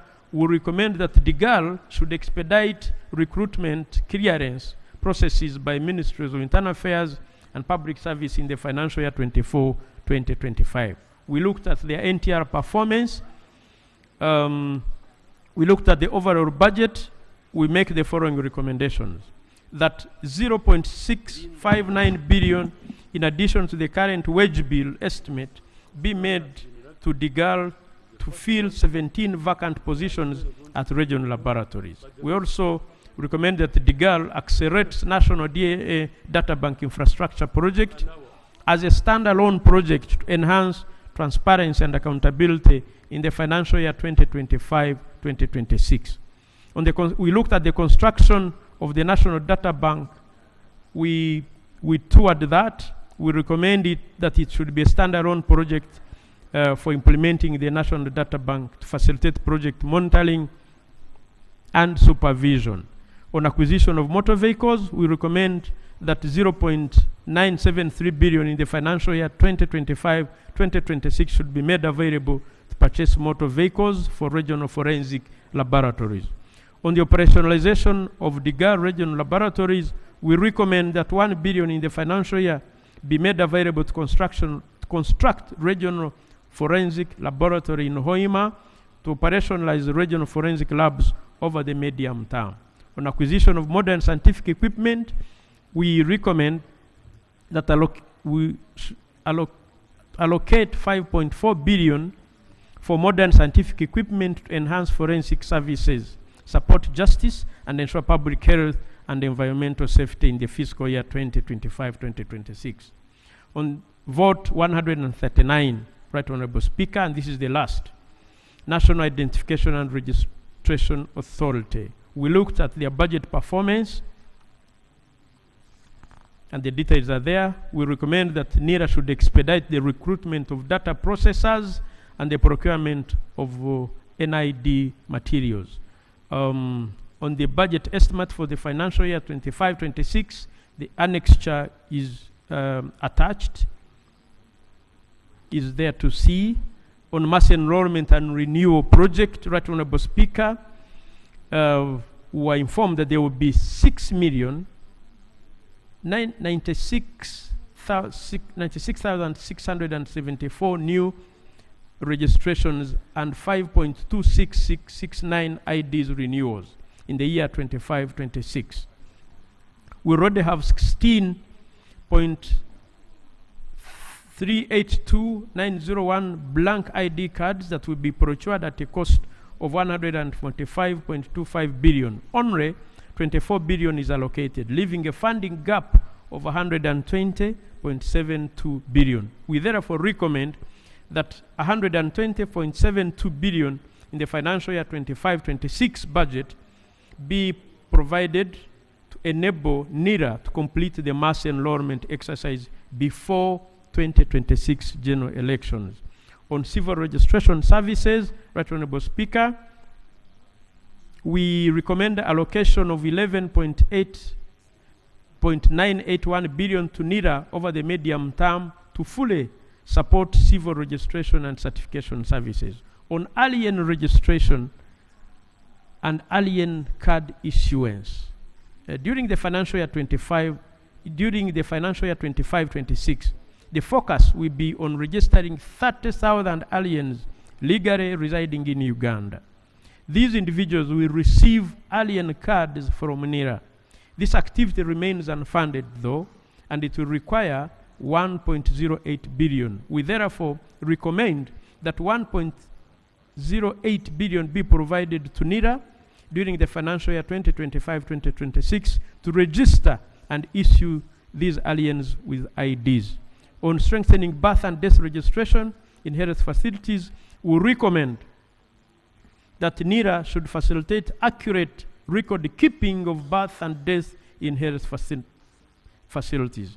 On payment of arrears, we recommend that NIRA should prioritize paying 5 billion owed to MULBA to prevent litigation expenses. On inadequate staff, we recommend provision of 6.89 billion to be allocated to reach the underserved districts in order to enhance efficiency in the delivery of the authority's mandate in the year 2025-26. On continuous identification and issuance of national ID card services, we recommend an additional 1.1 billion for the continuous provision of IDs. NIRA headquarters, we recommend that NIRA should accelerate the development of a project to guide the construction of its headquarters during the financial year 2025-2026. Conclusion, Right Honorable Speaker, the Committee on Defense and Internal Affairs acknowledges that its institutions are vital for a peaceful and secure country. During the presentation of the ministerial policy statements, concerns were raised about the minimum funding for these institutions, which hinders their ability to fulfill their mandates. Supporting these institutions in the financial year 2025-2026 budget strategy is crucial for a successful execution.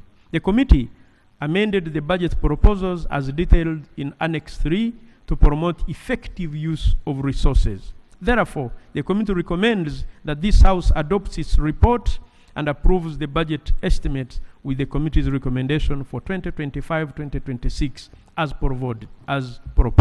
Right Honorable Speaker, I beg to report. Thank you. Thank you, Honorable Chair. We have the Minister of State for Internal Affairs in the House, so we shall benefit from his presence here so that we are able to continue with the debate. So for now, let me open up the debate. Honorable Muuma, Honorable Rinda. Thank you very much, Mr. Speaker. Mr. Speaker, allow me to thank the Chair. 3 minutes each, Honorable Member. The Chairperson of the committee for the good report. Mr. Speaker, when it comes to salary enhancement of the police, allow me to thank government, thank the President and the leadership of the Uganda Police Force for considering the lower cadres in the Uganda Police Force with that enhancement that was done, most especially to the corporals, up the IPs. But Mr. Speaker, last weekend I was interacting with some of the beneficiaries of this enhancement. To my dismay, some received the package that was in lieu of the promotions that they attained. Others have never got up to now. So I wanted the minister to get interest in this. How some of the beneficiaries got the enhancement package against those that didn't get. I think we needed to clarify this, say that all police personnel are treated the same way. When it comes to expansion of the wards for the prisoners, the inmates, Mr. Speaker, it is good to have a minimax expanded or created here to Luzira. But I would propose or wish that we have these wards constructed at the traditional or the regional headquarters. For example, if at all we had one expanded in Eastern, another one in Northern, Western, like that, it would be matching with some of the new circuits that were created by the judiciary. Almost every 3-4 districts have gotten high court sessions taking place. But you find that the suspects are again referred to Luzira. It is an inconvenience for someone to travel from Komoroto to check on a suspect here in Luzira. So if at all we decentralized these new wards for inmates in a bit to decongest, it will help a lot. Finally, Mr. Speaker, is about NIRA, the renewal of national IDs. We need to come out to clear, when are we having national IDs renewed? Today I'm carrying an ID, but tomorrow mine is supposed to expire. I don't know what happens. We'll be going for nominations. This alone, somebody can deny to be nominated that your ID expired. So can we come clear? When are we having our national IDs renewed countrywide? I thank you, Mr. Speaker. Thank you.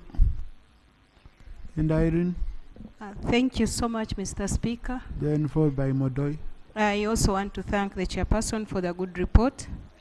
Mr. Speaker, my issue is on lack of transport for police. Mr. Speaker, Kabarole, the greater Kabarole, before Fort Portal became a city, had one police station. With the creation of the city, more 3 police stations were created, but currently they are sharing only 1 vehicle. So the other 3 police stations do not have transport. And my prayer, Mr. Speaker, would be that they should budget for transport for these police stations so that they are able to provide effective services to the people. And lastly, Mr. Speaker, sir, these divisions where they were given land, but they do not have budget for development. So would also request that in this budget they should provide funds so that they can construct buildings for these police stations. Thank you. Thank you. Honorable Madoya Isaac, followed by Honorable Doka Sachen, Honorable Nsamba, Honorable Sasa. Right, Honorable Speaker, I want to thank the chairman for the presentation. It touches all of us, and I'm happy you guided that at a later stage we should be given ample time to raise issues concerning the report, because the security of this country is very fundamental for the development of socio-economic development of this country. The Speaker has, in the report, the recommendation has been made, particularly on the welfare of our security people. It is upon their security also and welfare that the security of this country will be guaranteed. So I hope we shall discuss. I'm happy that the issue of equity has been raised, because you go down there in the field, there are some people whose salary have been enhanced. We wanted the criteria, because if you're on the same rank, then some people have been paid, others have not been paid. You ask, what's the criteria? Leave that alone, even the promotions. I think some, even go out there, my colleagues maybe may testify, some ask us, how can I be helped to be elevated, or even be posted to a better station? Now, the question of the high numbers of prisoners, I think we used to have what we call visiting justice in prisons, even at police station cells, to establish how some people have overstayed in those stations, in prisons. You may find some people have stayed there for so long on petty matters, and those with serious issues are released. The question of deployment, We want to thank the President. He said to enhance security at sub-county, there will be deployment of policemen. Now, in Elgon zone, maybe my colleagues will bear me out, seems the deployment at the sub-county hasn't been made. The sub-county, we are supposed to have policemen there with the police commandant to ensure that those areas are covered. Other than that, I want to thank the chairman for the report. And I think this report needs to be discussed in detail because it touches of internal and external deployment, the welfare of our men and women in uniform. And as if that's not an issue, there is also the issue of professionalism. The question of professionalism needs to be addressed because we have invested in it heavily. But when you see some conduct which is in our public, you question, is this the professionalism that we have been yearning for? Could there be something that could be done? And I think I want to thank the men and women in uniform for standing with this country and providing us security. Thanks so much, Right Honourable Speaker. Honourable Dr. Sachin, then Honourable Nsamba. Thank you, Right Honourable Speaker. I would like to thank the committee for this report. And specifically, I agree with the idea of additional 4 billion that is supposed to support the national citizenship and immigration control, especially on the issue of border control management. However, Right Honourable Speaker and the Minister in charge of this, I'd like to raise the issue that Ugandan nationals face, especially you've raised the issue of border demarcation, particularly on the South Sudan border. The nationals of Uganda face challenges since the time when we scrapped off payment for visas. There are several other fees which the nationals of Ugandans are paying at the border, especially on the South Sudan side. And I would like to urge the Minister to interest yourself and your team on what can be done to support our Ugandan nationals who cross to the other side, and yet they pay a lot of fees which are related to clearance of the travelers. Thank you. Thank you, Honourable Nsamba. Thank you very much, Right Honourable Speaker. Right Honourable Speaker, when I heard the chair add these billions, add these billions, add these billions, actually the entire story is add these billions. It just sent me to think that maybe we need a procedure, a rule that caps committees from requesting monies. Because we are here, we can't have committees saying, add the money, add the money, add the money. Now every committee is going to scam here, add the money, add the money, add the money. Then which scrutiny are we doing? And if committees cannot achieve that, Right Honourable Speaker, I think a rule should come that probably when you're making adjustments and requests, you shouldn't go beyond this. Otherwise, we will have a lot of wish lists, which means nothing at the end of the day. Having said that, Right Honourable Speaker, I needed to hear in this particular committee report matters to do with our deployment in South Sudan. I needed to know who is going to pay. And the chairperson, this is the stage when you're going to tell us, this is how much we are paying for this war, and this is what South Sudan is contributing for our children, for our army to be in South Sudan. But somehow, the chairperson and the committee chooses to just keep silent about it. I want to hear that at this stage of budgeting. What is the estimated time for our army being in South Sudan at the time? Right Honourable Speaker, it is quite important for us also to hear those, the army, the UPDF who are in South Sudan, how much are they going to be compensated? And how much they're being there, because the sacrifice, when they're here, they are sacrificing for their country. They are in the army, they sacrifice for their country, they go for a little pay. How much is going to be added for them for being in South Sudan?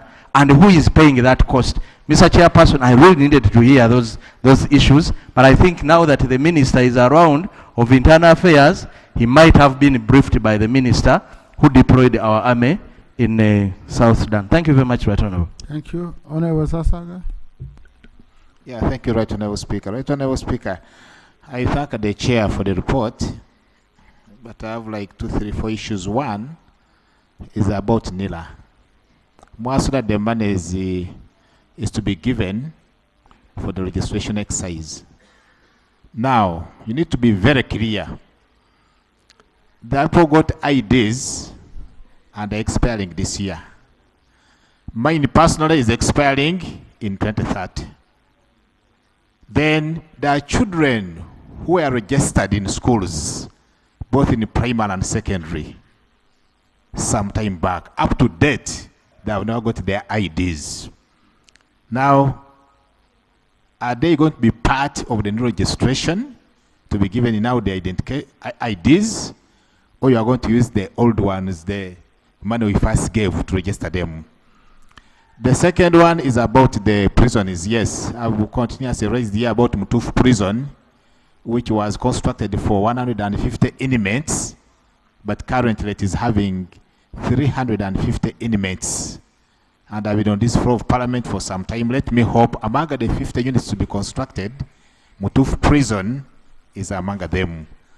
Then I wonder why the committee is more interested and recommending the amendment of the UPDF Act.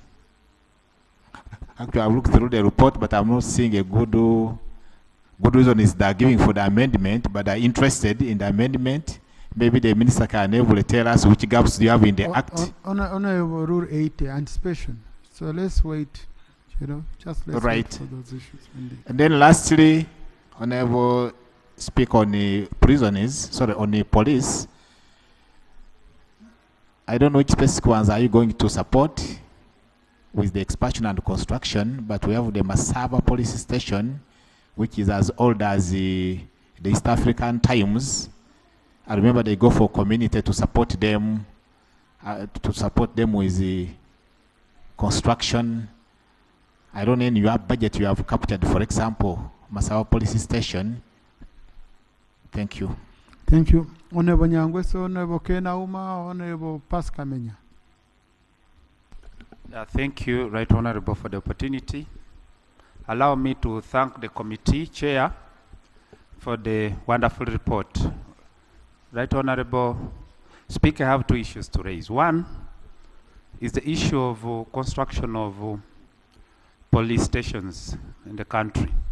And I want to thank the ministry for prioritizing this. However, Right Honorable Speaker, when you look at the Busia police station, Busia is strategically located because it's at the border. We have been asking the police to prioritize the construction of Busia police station. When you move across from Kenya to Uganda and you are served at Busia police station, it is very dilapidated, the opposite of the Kenyan side.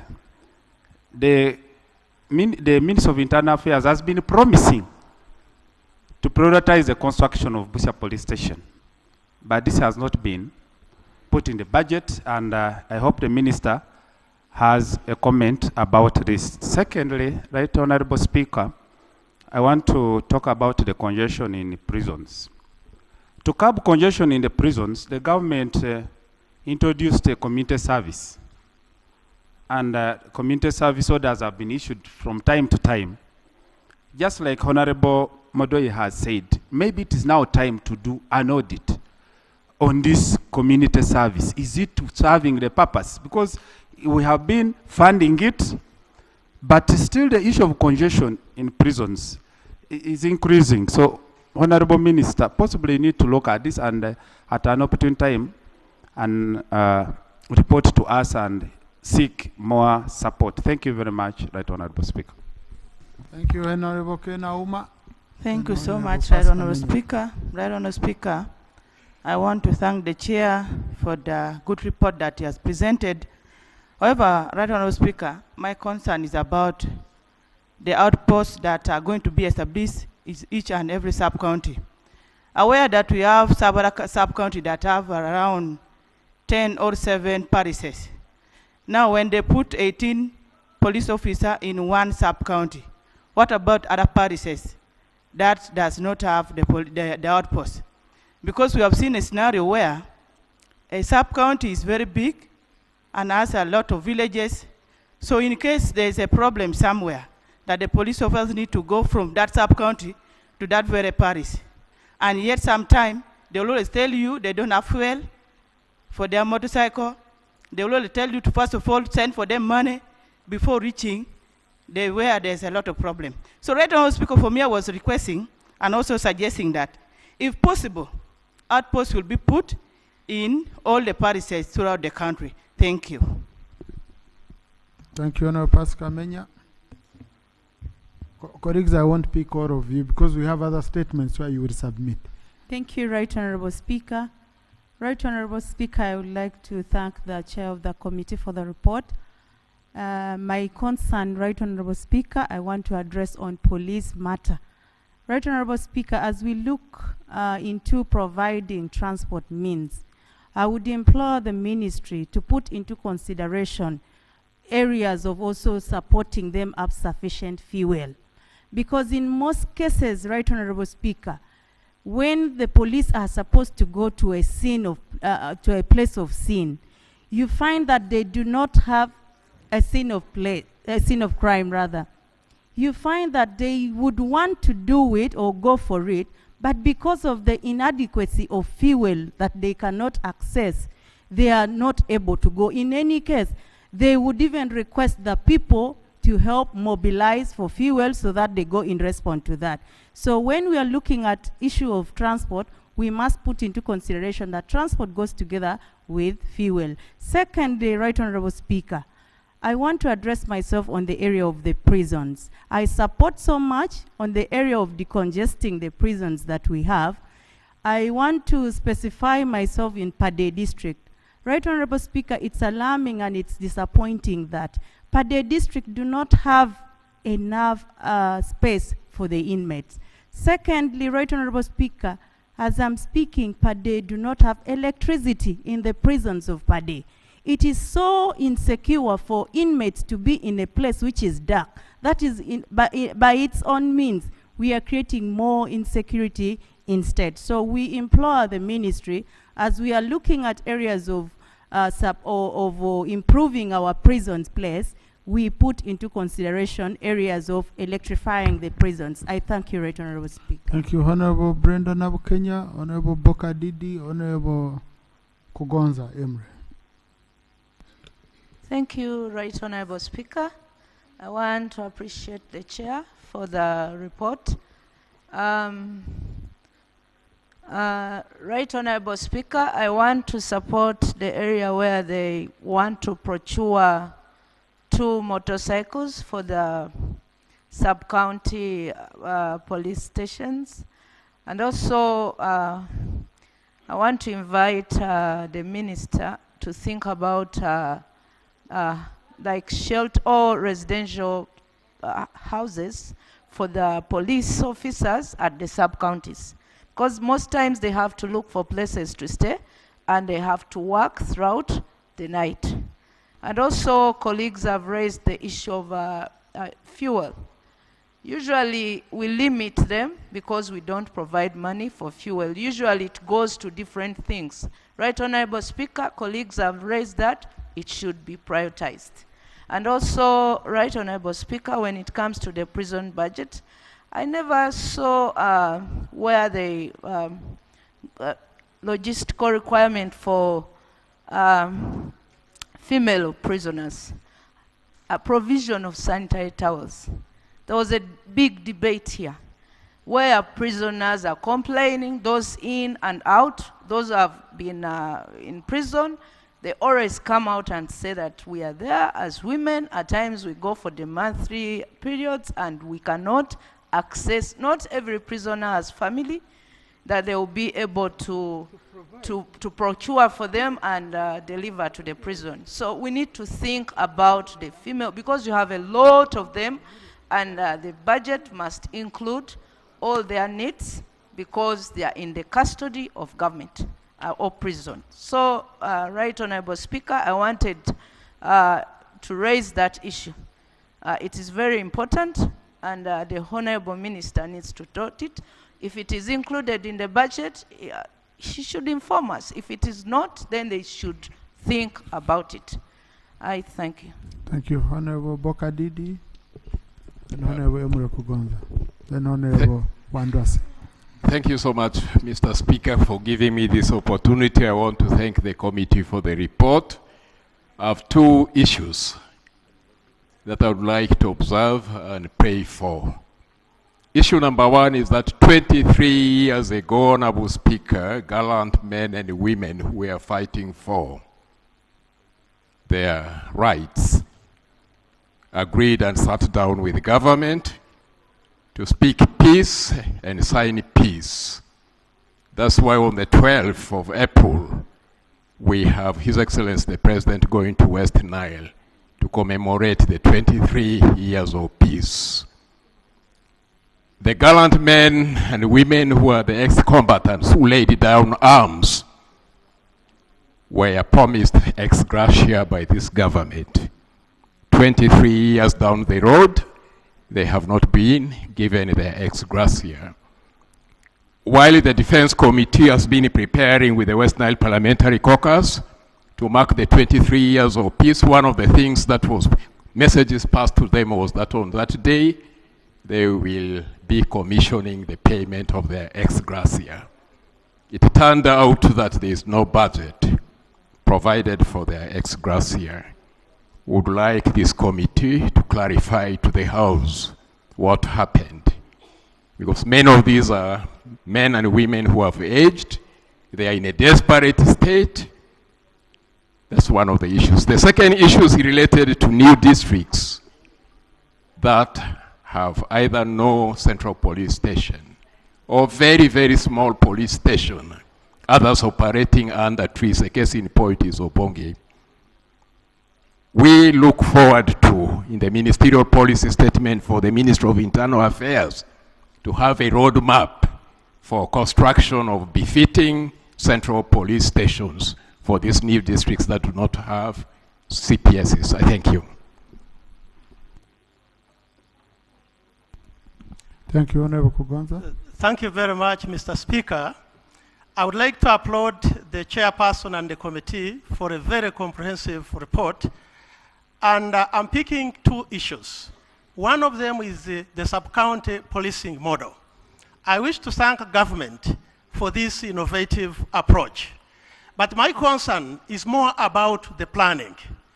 This morning, the chairperson of one of the sub-counties in my constituency, called Karama sub-county, called me where 12 police officers have been deployed. This very sub-county does not have an office, but also the police itself does not have buildings. Now, the chairperson was actually calling me, mobilizing me to mobilize other leaders to be able to put up accommodation for these 12 officers in also anticipation that another 6 are going to be deployed.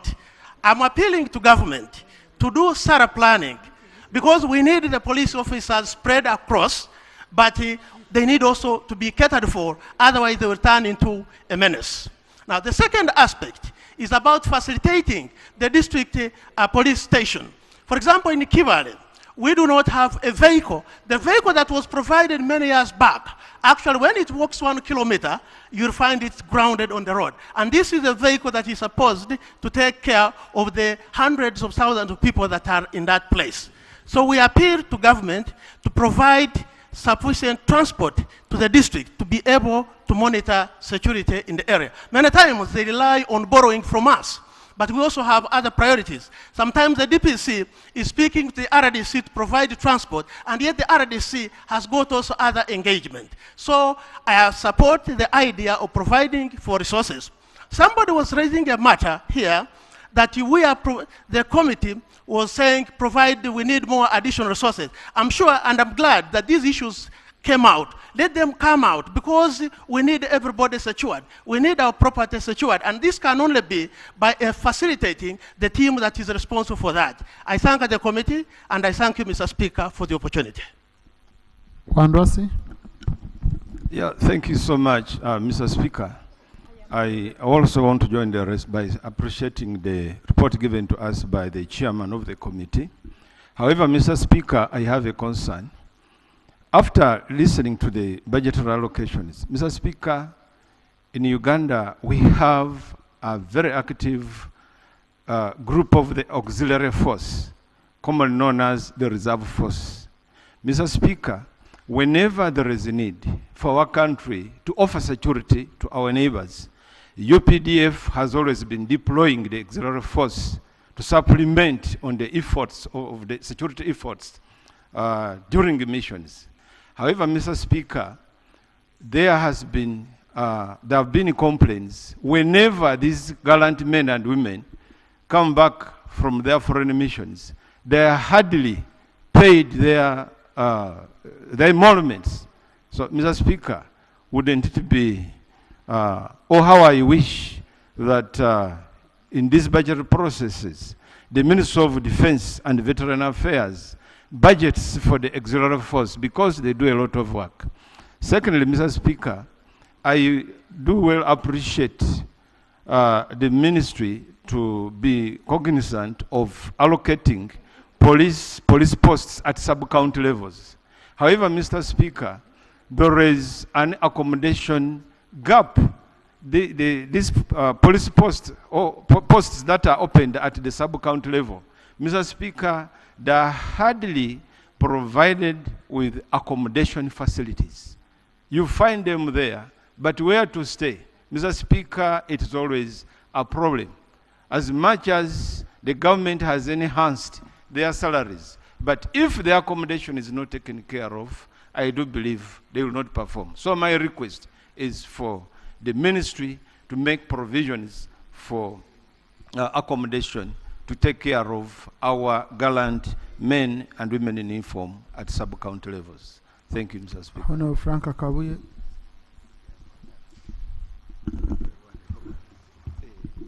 Thank you, Mr. Speaker. I thank the chair for the report that has tried to highlight the situations, especially on the welfare of our men in uniform. Right Honorable Speaker, as many colleagues have spoken about the welfare of our policemen or ladies in uniform that do try to keep peace and order in the communities, this remains a big challenge, looking at where they reside from or the shelters they live in, but also the conditions in which they work. When you go to Narutuntu, Narutuntu is a sub-county in my constituency, and it is on the highway, Muvende Mitiana Highway, but it lacks even a patrol that can give emergency response. In case of accidents, we have to wait for a patrol from the Kasanda Police Headquarters that moves kilometers to come to the rescue and to give maybe help to the officers who are not even facilitated. But also, looking at transportation, I think it is high time we prioritize giving transport means, but also looking at how they will be facilitated to keep functioning. Many of the motor vehicles or the motorcycles that are given out, they lack repair expenses or costs that will be used to maintain them and keep them in good shape. And mostly it is us, the leaders, that do try to reach out to see that these equipments keep operational and help the communities. Lastly, Mr. Speaker, when you look at the issue of congested prisons, I've seen the committee resolutions and recommendations urging us to allocate more funds to build more prisons. How I wish this parliament questions itself on how justice is denied or delayed to these individuals or inmates in these prisons. Because most of these, we have been advocating and crying out to the government to come and let the justice ministry or the justice sector provide justice to these our young people who are held in prisons, and most of them are on political cases, which we believe if it was provided and their cases may be ruled or they have been dismissed, maybe would reduce on the congestion than just looking at the aspect of giving money to build more prisons. Maybe we could look at maybe capacitating the judicial services to be able to handle all the cases that have been submitted to their charge. But we can't be only looking at building more prisons to accommodate our people, and mostly these are young people that are held in prisons. And also I remember, Mr. Speaker, we were here and we received a report, and among the inmates there is someone that was arrested and remanded even before I was born. Honorable, when you need more time, you request. I request for just 1 minute. But you request when you've already. I apologize, allocated. Mr. Speaker. Please conclude. Yes, thank you, Mr. Speaker. I was concluding on a point that we were here, and I remember we received a report of one of the inmates being on remand for even a time beyond my age. I remember you requested for a comprehensive report about this remand, and I think it is high time we prioritize giving out justice than building more facilities to accommodate our people and reduce on their broad activity. Thank you. Thank you, Lop.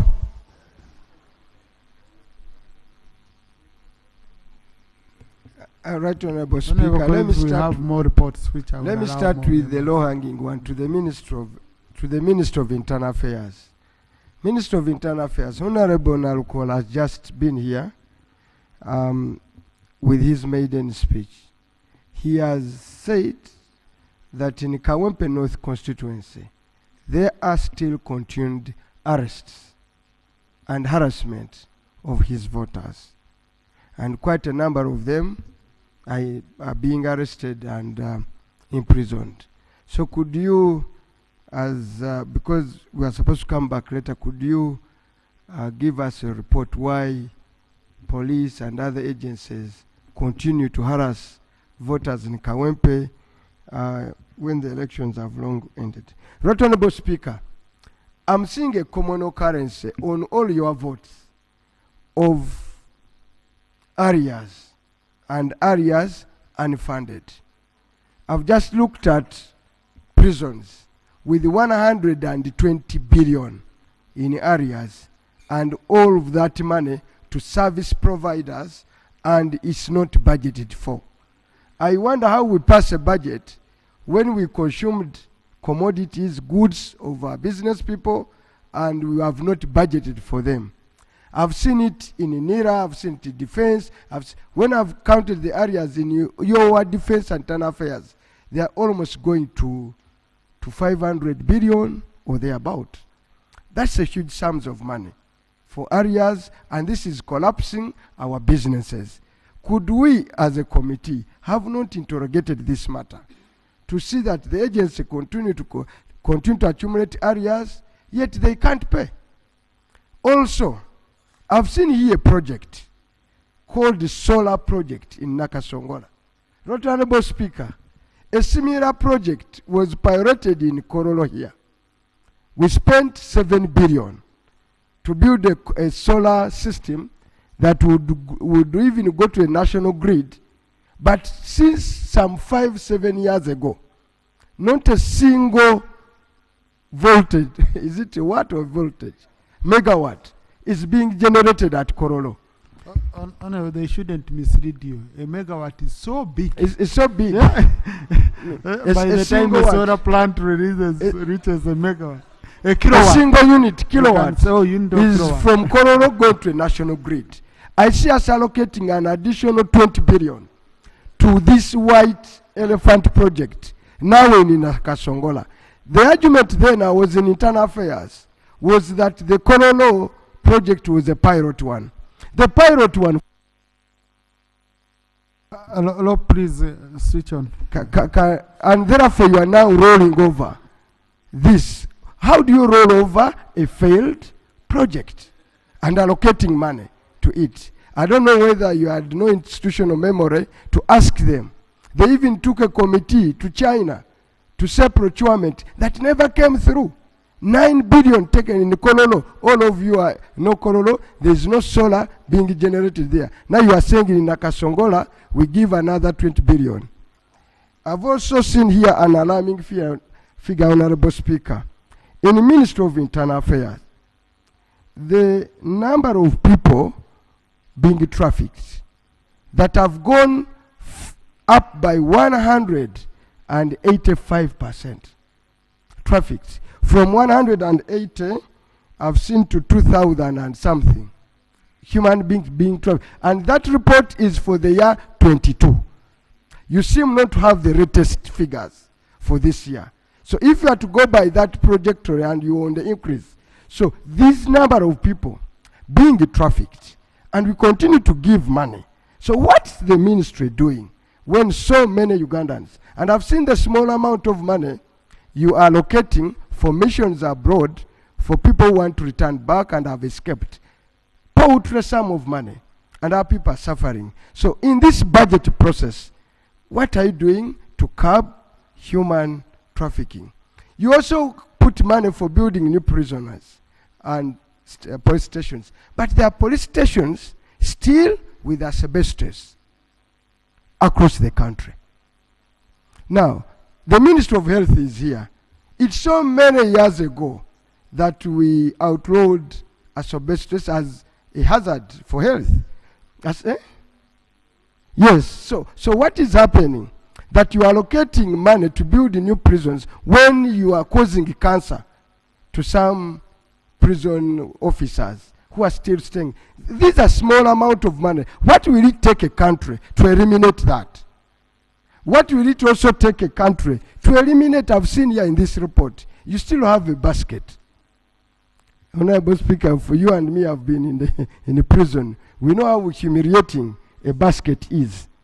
What will it take in terms of budget allocation for this country for once to say every prison there is no longer a basket system?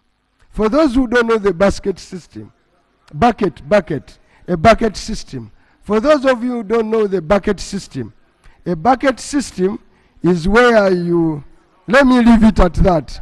Let me leave it at that. But how do we live in this century? And we are talking about steady progress of a government please. That has been there for 40 years, and they still want to continue, and you are presiding over a bucket system in your prisons. So right Honorable Speaker, in my humble view, lastly, the Minister of Defense is not here. We are going to spend a whopping 5 trillion on our defense expenditure. A great deal of it going to wage war or enforce peace across the border. How do we not start a debate of enhancing democracy in our neighboring country and reduce this cost? I don't see it being sustainable that we are the ones enforcing peace in the region. How are we getting dividends? Today we've known America, for it to supply Ukraine with the weapons, it gets minerals. How are we being paid? We cannot be so charitable with both our both our equipment to Sudan. They have oil. Where are the agreement that they will pay us back? Where is the agreement with the Congo that they will pay us back? So we cannot be just throwing money like that. So countries have changed their approach. We'll give you security, pay us. If you don't have money, have a debt to pay. I thank you, Right Honourable Speaker. Thank you. Honourable Minister. Hansard, please take note where Honourable Chivumbi said basket. It was a bucket. It's a bucket, not a basket. Right Honourable Speaker and members, I'll start with the Honourable Chivumbi, the last one. If I can hazard a try to speak for defense. 5 trillion, what is the cost to the country? But the flip side, Honourable Chivumbi, is more costly. Because if South Sudan imploded, I think you would pay more. So for our security, for our trade, for our interests, I think we need to be there. If we can. Where we can, we need to be there. We need to be in Eastern Congo because of the security vacuum, which affords our enemies to plan and cause havoc here. He also talked about the bucket system. May I request Honourable Speaker, Right Honourable Speaker and members to get an update on that one and then share with Parliament so that we know where we are on that aspect. It is not desirable, like the Honourable Kivumbi said, to have buckets in our prisons at this point in time. So I want to get a report and then share with Parliament. Police stations in asbestos, we've been de-roofing asbestos countrywide. Some few remain, but I think we need to expedite the process so that we remove this health hazard as far as it affects our service personnel. Trafficking of persons increase is a very topical issue, and unfortunately, in spite of the effort of government, it most times has the complicity of those trafficked. That's why you see these numbers going up. Either parents trafficking their kids or children, our children going abroad to seek employment. So I think we need to put our heads together, not just internal affairs, but even gender, to see how to tackle this huge, huge problem, and maybe even create incentives here to deter these young people going to risky places abroad. Utilities, Honorable Chivumbi, I want to say that there is power in Kololo. I don't have the statistics. That solar plant is working. Maybe I'll ask the Honorable both to get more concrete information and share with Parliament about that matter. Kawempe, you talked about arrests going on. I want to say I need more information about this because there are other offenders other than maybe political offenders. I would want to know before I make a specific response. There are arrests in Kawempe. There are also arrests in other areas. To the extent that people break the law, there will be arrests. So I want to have that substantiated so that we can answer authoritatively. The other question was from the Honorable Frank. He talked about the need for a comprehensive approach. I can't agree more about case backlog. It's not about, and even Honorable Chivumbi talked about it, about building more prisons. It's not the solution, I agree. It's a matter between us and justice and DPP and all those players. So we need more innovative ways of addressing this backlog other than building more prisons.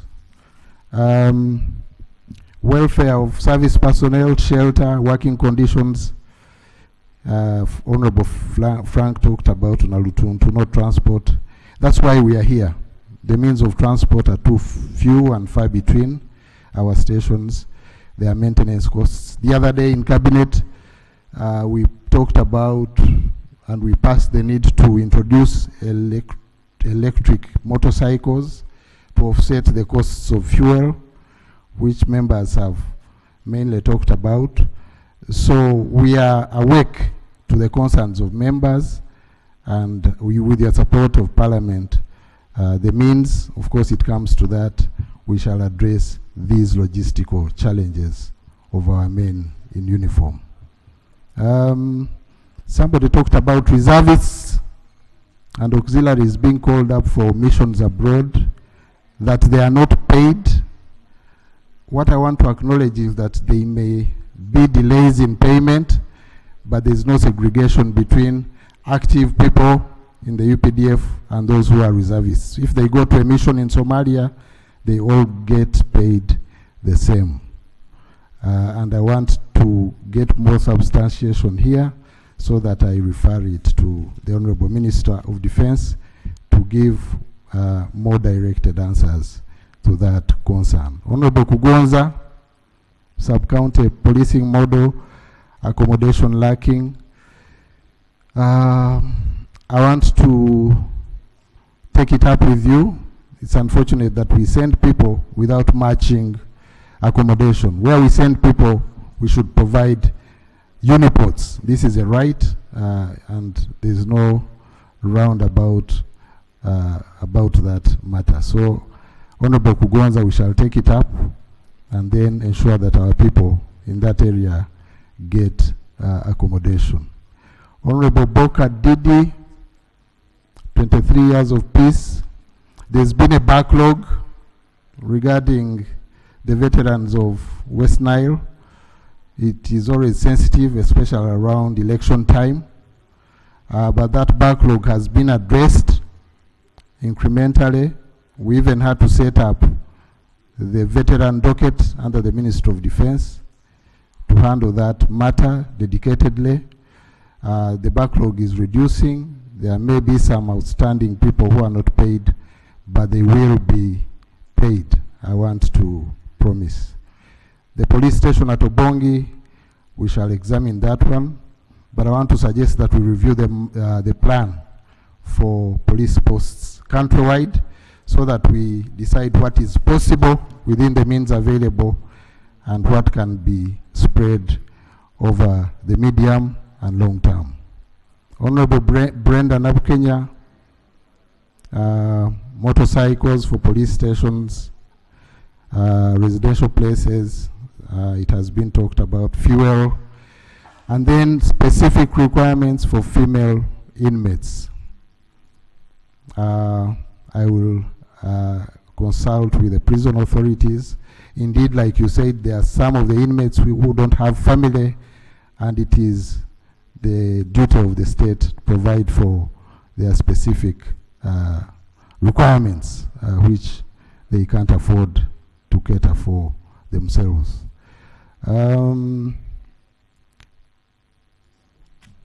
The other one was Honorable Nyangweso, construction of police stations, Busia. I think the comprehensive plan will provide an answer for this one. Community service, congestion in prison, an audit of community service, yes indeed, why not? What has it done? But I think in addition to community service, you need to be awake to the question of the gravity of offenders, the gravity of the offense matters, because it's mostly those with light offenses that go to community service. So gravity of offenses also matters. We need to look at issues of remission. We need to look at expediting court cases to ensure that, and the screening that the Honorable Frank talked about, that we decongest in a meaningful way. Honorable Auma, still she said we should go down to parish from the sub-county. If wishes were horses, beggars would ride. We are grappling with the problem of the sub-county. So I think we need to be dedicated at one level before we trickle down to the parish. We need to start somewhere before we go in an ambitious way to the parish level. Honorable Sasaga, IDs. I think I need to present a comprehensive report on the matter of enrollment. I want to announce that we are finally about to embark on enrollment within May. Our plan is to do a pilot on some government people, starting with the Ministerial and NERA maybe, and then we launch it nationally. But we are now finally, we've tested all the things, equipment came, all the requirements that you gave us through the funding you provided are all in place. Data issues and all those things, software have been sorted. Finally, we are going to start, but I need to give you a more comprehensive report because as parliamentarians, you are key in the communication regarding this very important exercise. Students who are registered and their IDs haven't been issued, I think this one also we need to address, but also I want to say that if their IDs are still valid, they will still get those old IDs unless they elect to enroll and get the new ones, which of course have more enhanced features, including the iris. Mutufu prison construction, I think we need to look at this in the comprehensive plan for construction of prisons and then give more a more authoritative answer. Somebody talked, but I think the speaker said we don't talk about the UPDF bill. It will come, cabinet passed it, and when it does, I think members will be at liberty to comment about the scope and contents of the amendments that are planned in that very important bill. Honorable Nsamba talked about the capstone on additions in the budget by committees. That one is the question addressed to the Honorable Stephen Kajwenje, and I think he will answer that one. But for me, as a beneficiary, I'm glad that the Honorable Kajwenje and his committee, in their wisdom, saw the logic of making additions to our budgets. The other one was Honorable Muuma, salary enhancement. Some people get, others don't get. That one is not acceptable. Salary is even property as decided by court. I hope everybody knows. So we shall investigate it and ensure that those for whom the enhancements were done get their dues. And if it is arrears, they must get their dues. There's no way around that one. But I will need some substantiation from the Honorable Muuma for me to follow up with the police leadership. Expansion of accommodation for prisoners, minimax at Luzira, wards at regional headquarters, more preferable to match the court circuits. I think this is important for us to work as a whole of government instead of working in silos. I'll interrogate the idea of the prison and how it fits into the new court circuit system. Honorable Muuma, that is a very important and innovative idea. Lack of transport for police, I think this has been well spoken about, and we've answered about it. DCIC, Uganda Nationals challenged in South Sudan. Some of these arrangements are reciprocal within the EAC, and some are bilateral.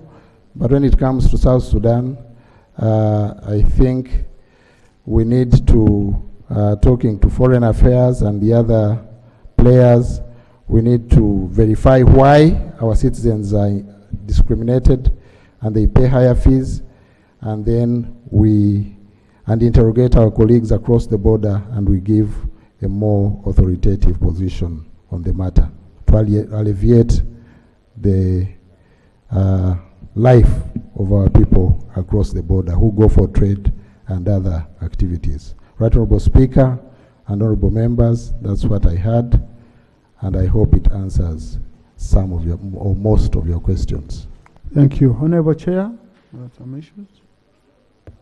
Thank you. Right Honorable Speaker, there were, I think, 3 specific questions that I wish to address, and speaking after the Minister makes me feel uneasy, but you gave me permission. One specific question was, why are we interested in, as a committee, in amending the UPDF Act? And that was Honorable Sasag, I guess. But Honorable, I ruled on that. Please. Thank you. Yes. Gone. 2, Honorable Nsamba Oshabe asked the committee, why are we adding? Right Honorable Speaker, we are actually recommending, and that is as far as our powers are concerned. Last, and this is from acting law, and this will concern the whole House as we prepare our budget for 2025-2026. We have, and it's a fact, unfunded priorities. 1, 2, we have accumulated areas. So what are we going to do? In our committee, my honorable colleagues and I recommended to the accounting officers that there shall be no further if they cannot control areas. And I think if all committee chairpersons do that, Right Honorable Speaker, we shall have managed our budgeting. I beg to submit. Thank you. Honorable colleagues, I now put the question that the report of the Committee on Defense and Internal Affairs on the Ministerial Policy Statements and Budget Estimates for financial year 2022-2023 2025-2026 be adopted. Those in favor say aye, and to the contrary nay. The ayes have it. Colleagues, the report is referred to the Committee on Budget. The recommendations are referred to the Committee on Budget for consideration, harmonization, so that we can continue with the budgeting process and we finish it in line with Rule 149(2) of the Rules of Procedure. Next item. Item 5.2, Public Service and Local Government. Honorable Chair.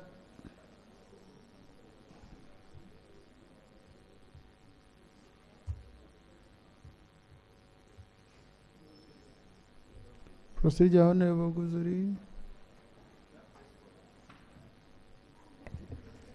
Mr. Speaker, Uganda made some commitments during the Paris Climate Agreement, and we came and domesticated some of the commitments here by passing the climate law. And that law requires all MDAs to integrate climate programming in everything they do. We just received a policy statement from Defense. We don't know how they are contributing or helping Uganda meet that target. And now we are going to get another ministerial statement. I would like to invite you to help us appreciate how each MDA is scoring in that and contributing to meeting that target so that we know we are on course. Thank you. Order, Honorable Chivumbi. Right Honorable Speaker, this Parliament passed a dress code for this House, and we were very specific on how MPs should dress up while returning. I say Minister dressed in a safari suit, so smart, but this Parliament made a decision. I see my senior colleagues discussed in another attire for some funeral. Is it in order for honorable colleagues to... Thank you. Thank you. No, please. Yeah. Honorable, I take note, but the rules are the amended rules are not yet gazetted. We are working on that. Very, very. No, Honorable, please. Yeah, please.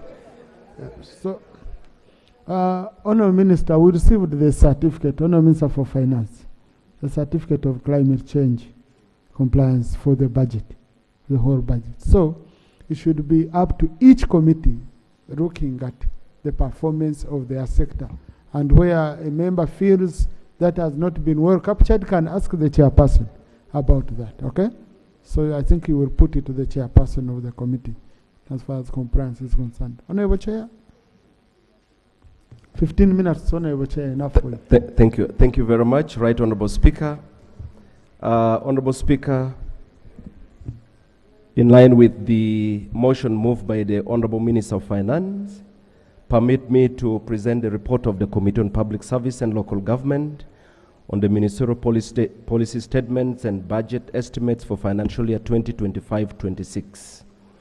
Honorable Minister, Right Honorable Speaker, before I embarked on that journey, permit me to lay on table the minutes of the meetings that the committee conducted with the different entities. I beg to lay, together with the report, Right Honorable Speaker.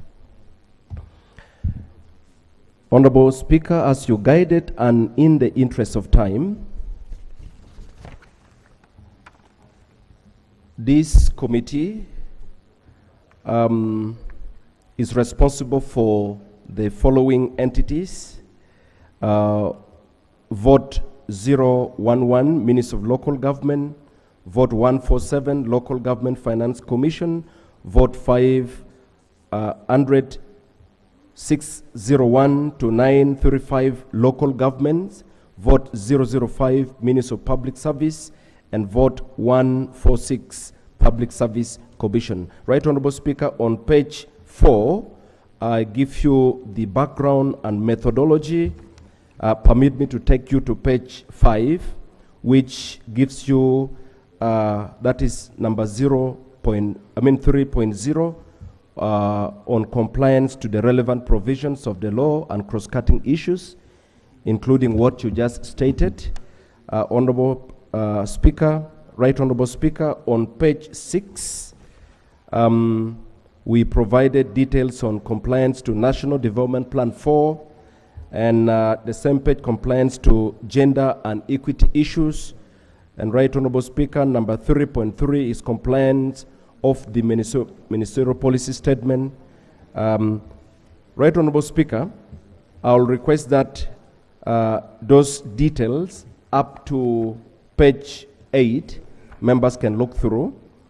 I would only like to note, Right Honorable Speaker, on page 8, we provided a table detailing compliance of MPS with PFMA for financial year 2025-26. Right Honorable Speaker, on page 9, we provided details on overview of the program performance. I request members to look through. That is 4.0, and 4.1 talks about the public sector transformation program. We also provided details, and that takes us to page 10. Right Honorable Speaker, I will just note one or two important things. Number one, from the analysis in the financial year 2024-25, the public sector transformation program at an allocated amount of 200,413 million, of which only 44.219 billion had been spent by end of September 2024, representing 22.06% absorption. Right Honorable Speaker, I take you to page 11. Page 11, I also would like to note that Roman number A, there is a reduction in the government of Uganda development budget, and the reduction is by 4.66 billion. Again, there is also a reduction, that is B, in the external financing, and the reduction is by 62.435 billion. Again, on the same page, Right Honorable Speaker, 4.2 is Regional Balanced Development Program. I request members to look through. I'm just giving a summary. And that takes us to the next page, on page 12. Page 12, we have provided, Right Honorable Speaker, a table, that is table 3, overview of the performance and draft estimates for the regional development for financial year 2025-26 in billion shillings. And we have provided the details, members can look through. But it is important, Right Honorable Speaker, to note that in the financial year 2024-25, the regional development program was allocated Uganda shilling 1,454.20 billion, of which only 313.844 billion was spent by end of September 2024, representing 21.58% absorption. This has been revised. The budget has been revised in the draft estimates to Uganda shilling 1,442.19 billion, representing reduction of 1% from the approved budget of the previous financial year 2024-25. However, the budget of the local governments has increased by 31.66% from Uganda shilling 1,232.43 billion to Uganda shilling 1,622.63 billion, while the budget of the Ministry of Local Government has reduced by 20.34% from Uganda shilling 191.222 billion to Uganda shilling 152.04 billion in the draft estimates. Overall, the budget of the local government sector increased by 24.68% under Regional Balanced Development Program. Right Honorable Speaker, permit me now to take you through the votes, vote by vote. Vote 4.3 is 601 to 935, and those are the local governments. Right Honorable Speaker, we have provided a table which gives an overview of the budget allocation to local governments by program for the financial year 2025-26, and I request that members look through. On page 14, Right Honorable Speaker, I will take you through the specific overview, and permit me to take you directly to observations and recommendations. Our observation, Right Honorable Speaker, is on page 19. But it is important to note, Right Honorable Speaker, before I look at the observations, that members can look through the challenges and achievements of the entity. Right Honorable Speaker, on observations, A is post-RAPEX activities. The government has been rationalizing its agencies as part of a strategic effort to enhance efficiency, eliminate duplication, and optimize the use of public resources. The Ministry of Public Service plays a pivotal role in ensuring that Uganda's public sector operates effectively and efficiently. To support post-RAPEX activities, the ministry requires a Uganda shilling 3.50, that is 3,500 million, 500 million for initiatives, including, Right Honorable Speaker, I have indicated 4 different activities that the ministry intends to carry out. The committee observes that these initiatives are essential for aligning with ongoing rationalization efforts, enhancing efficiency, eliminating redundancies in the public service structure, and ensuring effective service delivery. Right Honorable Speaker, just to take you through the recommendations, the committee recommends that the Ministry of Finance, Planning and Economic Development provides Uganda shilling 3.5 billion for post-RAPEX activities, and the activities I outlined as I indicated. On page 20, Right Honorable Speaker, we look at salary enhancement. Right Honorable Speaker, permit me to take you straight to the, just briefly, the first salary enhancement reflects the government of Uganda's commitment to improving public servants' welfare and addressing salary disparities across sectors. Due to budget constraint, a gradual approach has been adopted, prioritizing teachers, health workers, scientists, and other essential service providers. In the financial year 2025-26, the Ministry of Public Service plans to continue with this initiative, requiring Uganda shilling 688.9 billion to close existing gaps in key sectors. However, this funding has not been allocated in the budget. The committee observes that while the first salary enhancement reflects government's commitment to improving public servants' welfare, the lack of budgetary allocation required in the financial year 2025-26 raises concerns about its feasibility. Without dedicated funding, salary disparities may persist, affecting morale, service delivery, and productivity in critical areas. Right Honorable Speaker, the committee has provided recommendations. Recommendation 1, the Ministry of Finance, Planning and Economic Development in collaboration with the Ministry of Public Service should secure the required Uganda shilling 688.9 billion for salary enhancement to the national budget for financial year 2025-26. 2, Roman number 2, salary enhancement should be implemented fairly and equally across board to prevent demotivation and disparities among public servants. And finally, Ministry of Public Service should ensure that the first implementation of salary is realistic, equitable, and adequately funded, avoiding overcommitment and under-delivery. Number C is establishment and operationalization of the National Emoluments Review Board. Right Honorable Speaker, permit me to take you straight to recommendation. The committee recommends that 1, the ongoing amendments of the Public Service Act should be fast-tracked to incorporate the necessary provision for the establishment of the National Emoluments Review Board.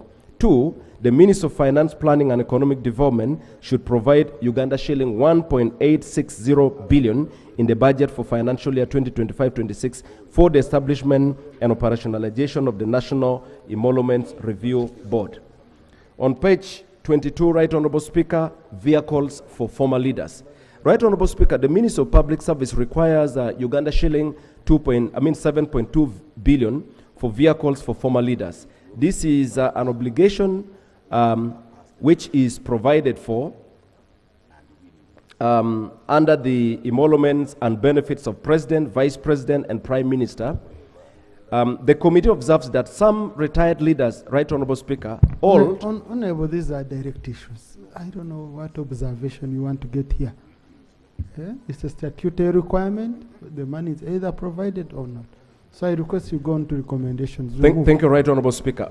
The committee made an observation, especially in relation to conflicting laws, Right Honorable Speaker, and the committee recommended that the required money be provided for these vehicles, but also steps be taken to review and harmonize the different laws to avoid duplication in benefits. Recognition of former heroes. Permit me to go to recommendations. Recommendation 1, the Minister of Public Service should develop a clear framework that should guide the identification and selection of national heroes.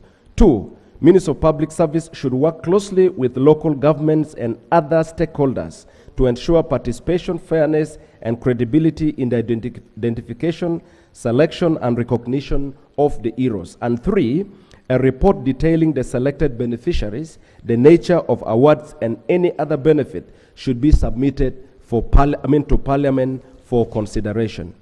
Next is number F, Civil Service College. Right Honorable Speaker, recommendations. 1, the ministry should proactively build partnership and coordinate with other ministries, such as the Ministry of Local Government, to align training goals and streamline resource allocation. This would help avoid silos, increase synergies, and improve the overall impact of training programs. 2, the Minister of Finance should provide Uganda shilling 137 billion for the expansion of the Civil Service College Uganda facilities under Phase 2 construction. G, establish and operationalize Uganda service centers. Right Honorable Speaker, recommendation. The committee recommends that Minister of Finance, together with the Minister of Public Service, should secure funding and ensure that resources are allocated not only for the initial setup of the service centers, but also for long-term sustainability, including maintenance, technology upgrades, and staff training. H, rolling out of the electronic document and records management system to MDAs and local governments. Recommendation. The committee recommends that the Minister of Finance should provide Uganda shilling 800 million for the rollout of EDRMS, as it will help reduce red tape, reduce operational cost, and improve service delivery. On page 27, Right Honorable Speaker, permit me to take you through vote 146, that is the Public Service Commission. And I request that I go straight to observations and recommendations. We have provided details and tables that members will have time to look through. Challenges and achievements and recommendations are as follows. Under half-year financial performance for financial year 2024-25, we recommend that the Ministry of Finance, Planning and Economic Development provides the Public Service Commission with all funds required for RAPEX activities in time to facilitate satisfactory handling of cases without infringing on the benefits for other activities. 2, Minister of Finance, Planning and Economic Development should always ensure timely release of funds to avoid work stagnation. B, rollout of e-recruitment system. And the recommendations we have provided under this, Right Honorable Speaker. 1, the rollout of the e-recruitment system should be expedited beyond the pilot phase to enhance efficiency, reduce administrative cost, and minimize human interference in the recruitment processes. 2, the Public Service Commission should prioritize the training and sensitization of district and city service commissions to ensure they can effectively implement the new system. C, issues of District and City Service Commission. Recommendation on that, Right Honorable Speaker. 1, the districts should provide budget lines for the activities of these commissions as priority since they are crucial to the human resource management of the districts. 2, the Minister of Finance, in funding the Public Service Commission, should extend support to the District Service Commission since their functions directly influence resource management at the district level. In light of the issues of commissions, it is recommended, Right Honorable Speaker, that 1, the funding up of Uganda shilling 390 million for integrity and performance checks should be prioritized among the key plan outputs. And 2, Public Service Commission should investigate errand District and City Service Commission and take immediate action. The committee also recommends that remuneration of members of the District Service Commission be streamlined into government expenditure and charged on the consolidated fund in accordance with the law. And on page 36, Right Honorable Speaker, the committee recommends that Public Service Commission, together with the Minister of Local Government, should harmonize with the Engineers Registration Board to ease registration requirement for district engineers in order to address the staffing gap. Under on vehicles, we have also provided recommendations, Right Honorable Speaker. The committee recommends that the transport fleet of the Commission needs to be replaced to support the increased number of local governments and also ensure the safety of the Public Service Commission's official while traveling on duty. Right Honorable Speaker, vote 011, Minister of Local Government. Page 37, I request that, Right Honorable Speaker, I take you straight to recommendations, observations and recommendations. We have provided the rest of the details, and members, I believe we'll have time to look through. But it is also important, Right Honorable Speaker, to indicate the aspect of their serious aspect that needs to be indicated. One is the aspect of, the reduction in the external financing, and the reduction is by Uganda shilling 48.71 billion. That needs to be taken note of. We also have the aspect of unmet counterpart funding for local climate adaptive living facilities, where government of Uganda is supposed to provide some funding, and it's not provided for in the budget. That puts puts a big risk on the funding. We are likely to lose it if we don't put our part. We also have inability to address arrears and financial obligations, and we have provided those details. Right Honorable Speaker, permit me to take you now to vote 601 to 935, and those are all local governments. That is page 42. I will take you through to page 43. On page 43, Right Honorable Speaker, we have provided details of achievements. We have also provided an overview of the draft budget allocation to the local governments for financial year 2025-26.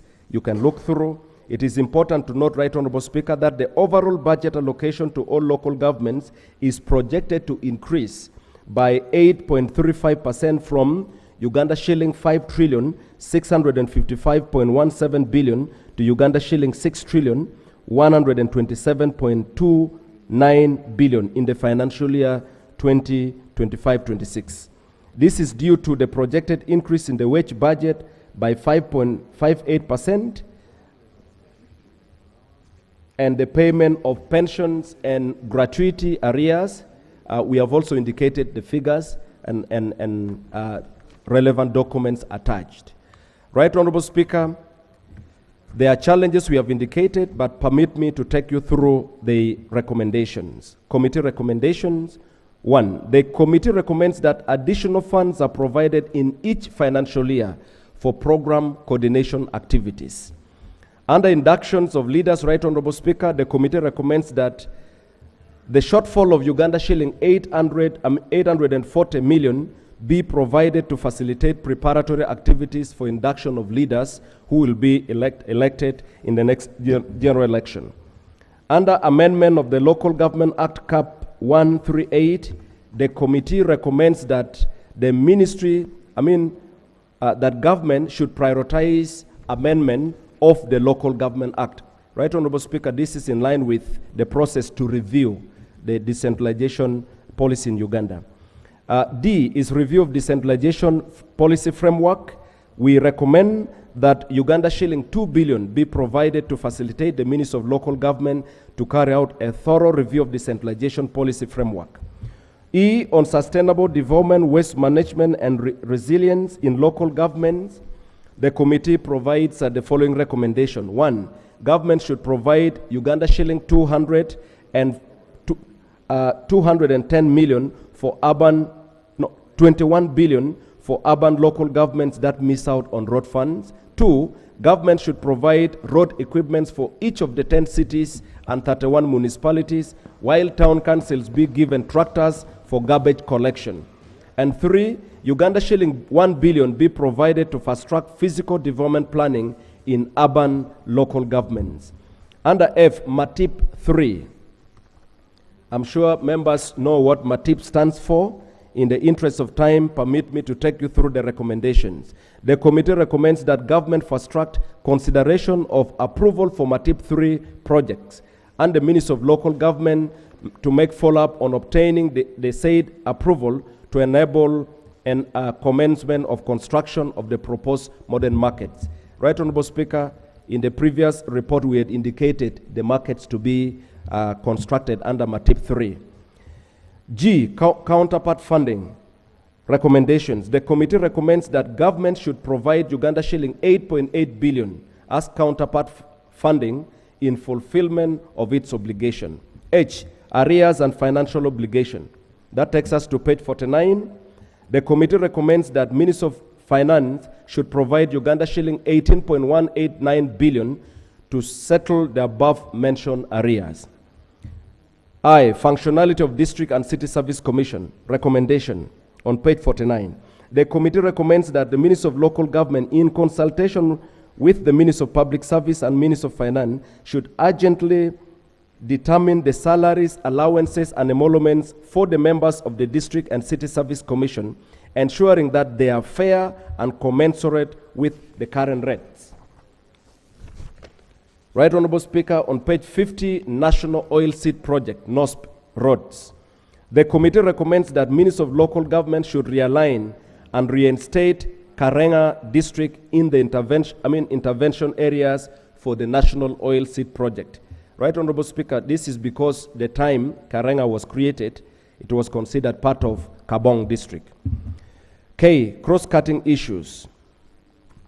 Recommendation. The committee recommends on page 51 that government fulfills its commitment to avail counterpart funding of Uganda shilling 1.55 billion for the local project.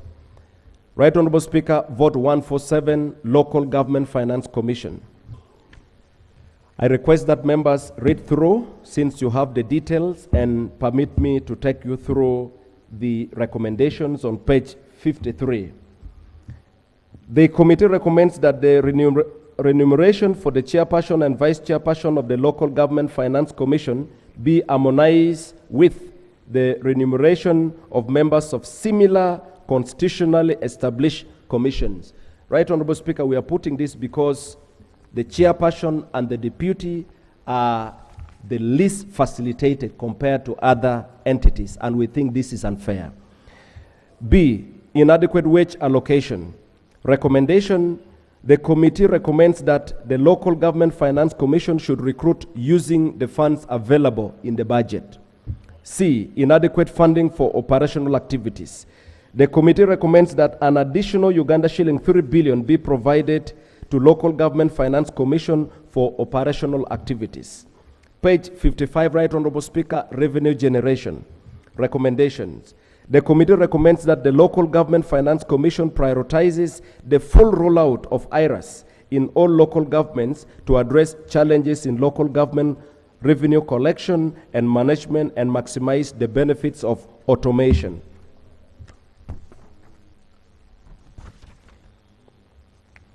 And finally, Right Honorable Speaker, permit me to look at key unfunded or underfunded priorities for financial year 2025-2026.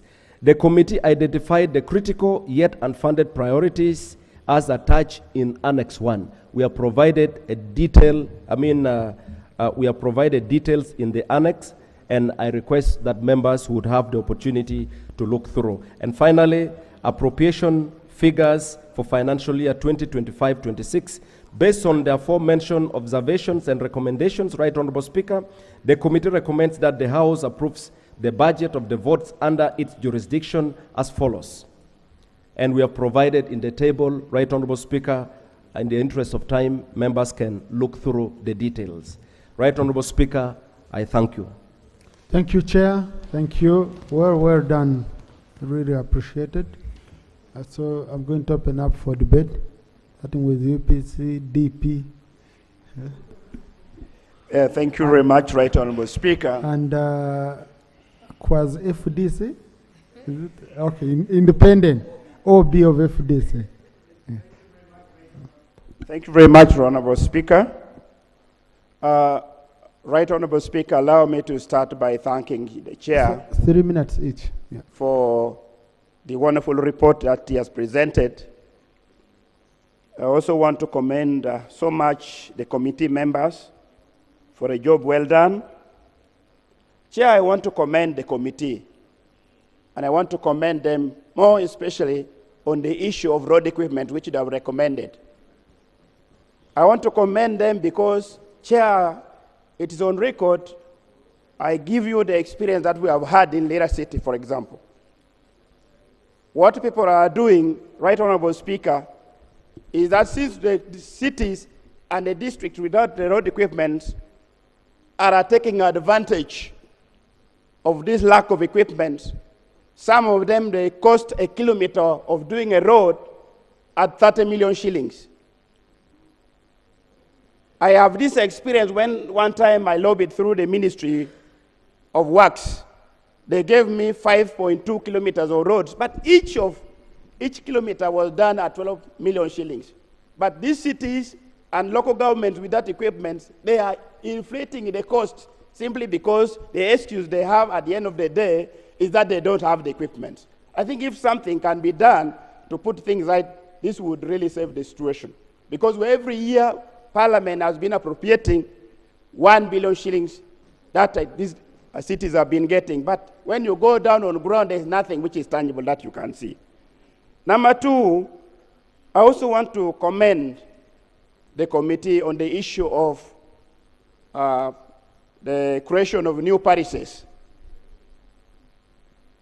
The Right Honorable Speaker, the Minister of Local Government on the floor of Parliament here did make a commitment that come this financial year, 2025-2026, the ministry would be in position to create new administrative units. This has not been provided for in the report that we have just had. There was a commitment made on this floor, the same floor of Parliament here, that would be done. Right Honorable Speaker, why I'm bringing this issue? It is because of the population size of some of these parishes. Like in the case of Lira City, I have 4 parishes where the population is so big and the impact of PDM, which is being given 100 million per year, is not being felt simply because of the population. So I think it would be imperative, and I would beg the committee that, if possible, let that one be pondered. I thank you, Mr. Speaker. Thank you. DP. Thank you very much, Right Honorable Speaker. Right Honorable Speaker, I thank the committee for the good report they have presented. Right Honorable Speaker, I want to speak on 2 areas. One, we thank government that there are many projects that have gone to the districts. There's PDM, there's Myoga, there's GROW, and several others. All these projects are undertaken by the population and in different enterprises. Minus supervision, minus extension support, we may not realize much with these projects. Looking into the report, we have very few extension workers, which are very critical staff in terms of providing support to the farmers and other interventions. For example, in Omoro, we have one extension staff for 3 sub-counties. In the end, they may not do much, and the results of the works may not come. Secondly, Right Honorable Speaker, when you visit schools, you will see that there is complete disparity in terms of the arts teachers and the science teachers. And there are even caucuses in schools. There is a caucus of science teachers and there is a caucus of arts teachers. When in the report the ministry makes a commitment that they are going to close the gap by progressively increasing the salaries of those whose salary is low. But with that commitment, and you still see a gap of 600 billion not provided for, then how do we then get to believe that that commitment is going to be realized? So, Right Honorable Speaker, I think this is an area that we have to look into. Because of that, an emphasis on science, if you look at admission and the preferences of students these days, every other student now want to go for science combination in A-level. We are yet to see what that will result when it comes to examination. Are they going because that is what they want, or they are going because that is where the emphasis is, and that is where the money are, that is where everyone now has to go. So something needs to be done. Thank you very much, Right Honorable. Thank you, Honorable Cooper. And Honorable Kanyike. Yeah, thank you, Right Honorable Speaker, and I want to thank the committee and the committee chair. Right Honorable Speaker, for purposes of planning and for our budget to be meaningful, we must have data, we must have the statistics.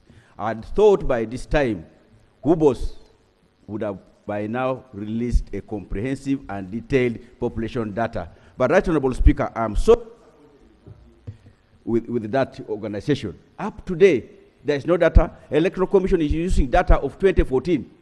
Now you have heard here from the report here from local government. It's the same thing. We are talking about administrative units. They have been waiting to receive information from WUBOS, but up to date, nothing has come. In February, I did write to WUBOS that can you please give me the data of population per district, per constituency, per county. After 1 month, they wrote to me that we shall provide this data at the end of March. Today is April. They have never responded. How can we continue in such a manner? How can we be planning with the data of 10 years ago and the population has gone? Without data, the Minister of Finance, you are here. I don't know how you can be planning 10 years backwards.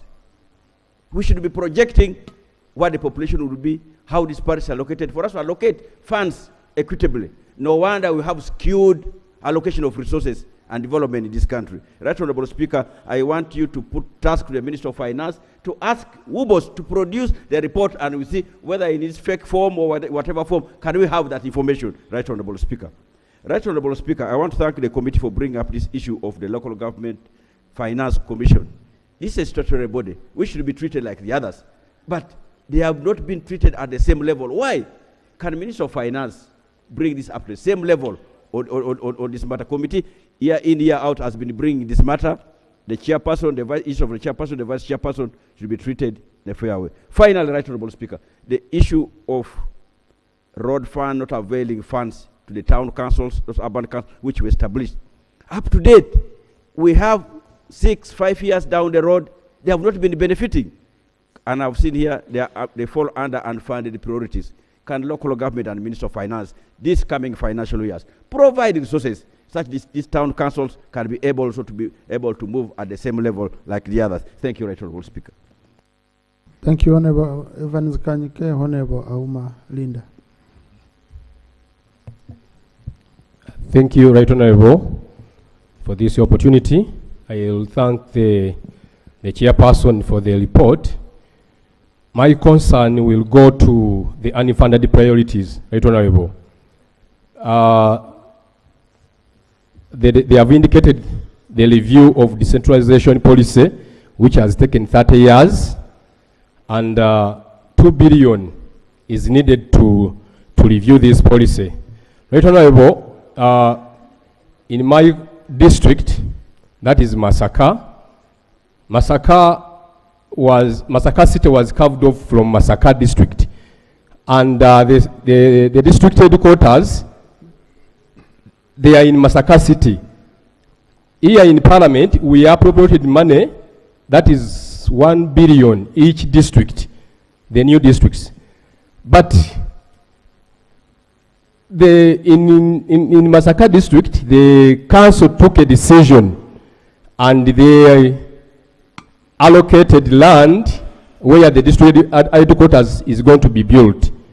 For our dismay, the Minister for Local Government came and overturned the decision which was taken by the district council. So, not to review the decentralization policy, it gives powers those from the ministry to override the decision of the council. Then secondly, Right Honorable, I'm also concerned about the domestic areas. The domestic areas, you see, Right Honorable Speaker and the chair for the committee, the people who supply government, they need to be given priority, especially our local people. In this financial year, the domestic areas were given 200 billion, yet they are demanding over 10 trillion. So we need to reconsider this. They are demanding, for the local government, they are demanding 22 billion, and the provision is 4 billion, leaving a gap of 18 billion. It needs to be given a priority. Then lastly, the induction of the newly elected leaders. Right Honorable Speaker, we are given induction as Parliament. And all of the time we are called upon to be inducted, especially to those who are new in Parliament. If we don't induct the newly elected councillors and local leaders, the chairpersons and mayors, then we shall leave a gap and they will not be able to provide the leadership we require from them. Thank you. Honorable Marinda, Honorable Florence Akiki. Thank you so much, Right Honorable Speaker. Followed by Honorable Byanyuma. I would like to commend the committee for their good report. Right Honorable Speaker, my concern is on the unfunded priority, especially on the administrative units that we have already in existence, the sub-counties and town councils. Up to now, this is now the 4th year, there's no provision for the construction of these administrative units. In this financial year, there was a provision for it, and I expected it to be back, and I'm now seeing it completely under unfunded priority. 2, it's also on the district administration units, especially the one that was mothering the cities. Provisions of funds have been made and the construction is ongoing, but I'm seeing in the coming financial year, there's no provision for that. It's under unfunded priority. It's my humble request, because I'm a victim in this, because our district headquarters are in the city and it's causing a lot of tension between the district and the city. This is countrywide, especially on the new created cities. So it's prudent for the government to prioritize this so that the district leaves the city and we avoid this tension that we are having. Finally, on the road fund. Right Honorable Speaker, I'm the chairperson for the roads committee of my district. But every time there is a release, we always get a lot of tension, because up to now, the local government ministry have not yet removed the new sub-counties from their mother sub-counties. And once money is released to the whole sub-county, they don't share with the new sub-counties and town council. And that the local people do not understand. They blame government, yet the roads are in a serious bad state. Now it's forcing the 1 billion that is given to the district to now bridge that gap, which is again becoming insufficient. Right Honorable Speaker, I think in this process we have to take this serious as a serious matter, and other than putting it as unfunded priority, it no longer becomes priority if it's not funded. Thank you. Thank you, Honorable Florence Akiki. Honorable Byanyima. Thank you, Right Honorable Speaker. Honorable Florence Akiki first. Honorable Florence Akiki, followed by Honorable Byanyima. Thank you so much, Mr. Speaker. I wish to thank the committee and the chairperson for the good report. I want to address myself to the issue of the Civil Service College. One member has already commented on the capacity of these councillors and the civil servants to handle some of the activities at the local level. I'm happy to hear that this Civil Service College is being given a chance again, because I remember 2021, that's one of the colleges that was sort of scrapped, was not given money, but I think it is a very important college that should be equipped so that we have training of these civil servants. Number two is the issue of the road equipments for the urban areas, cities, urban municipalities.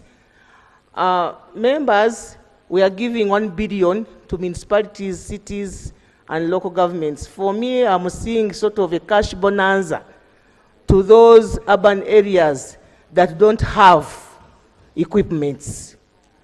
They are spending money. You go to the municipality, you wonder where 1 billion is, where the 1 billion is. They just scrap around small roads and 1 billion is gone. So, at least for Masin municipality, this is from my observation, where is the 1 billion? So for starters, as we wait for the equipments, let us borrow from Ministry of Works. It is cheaper.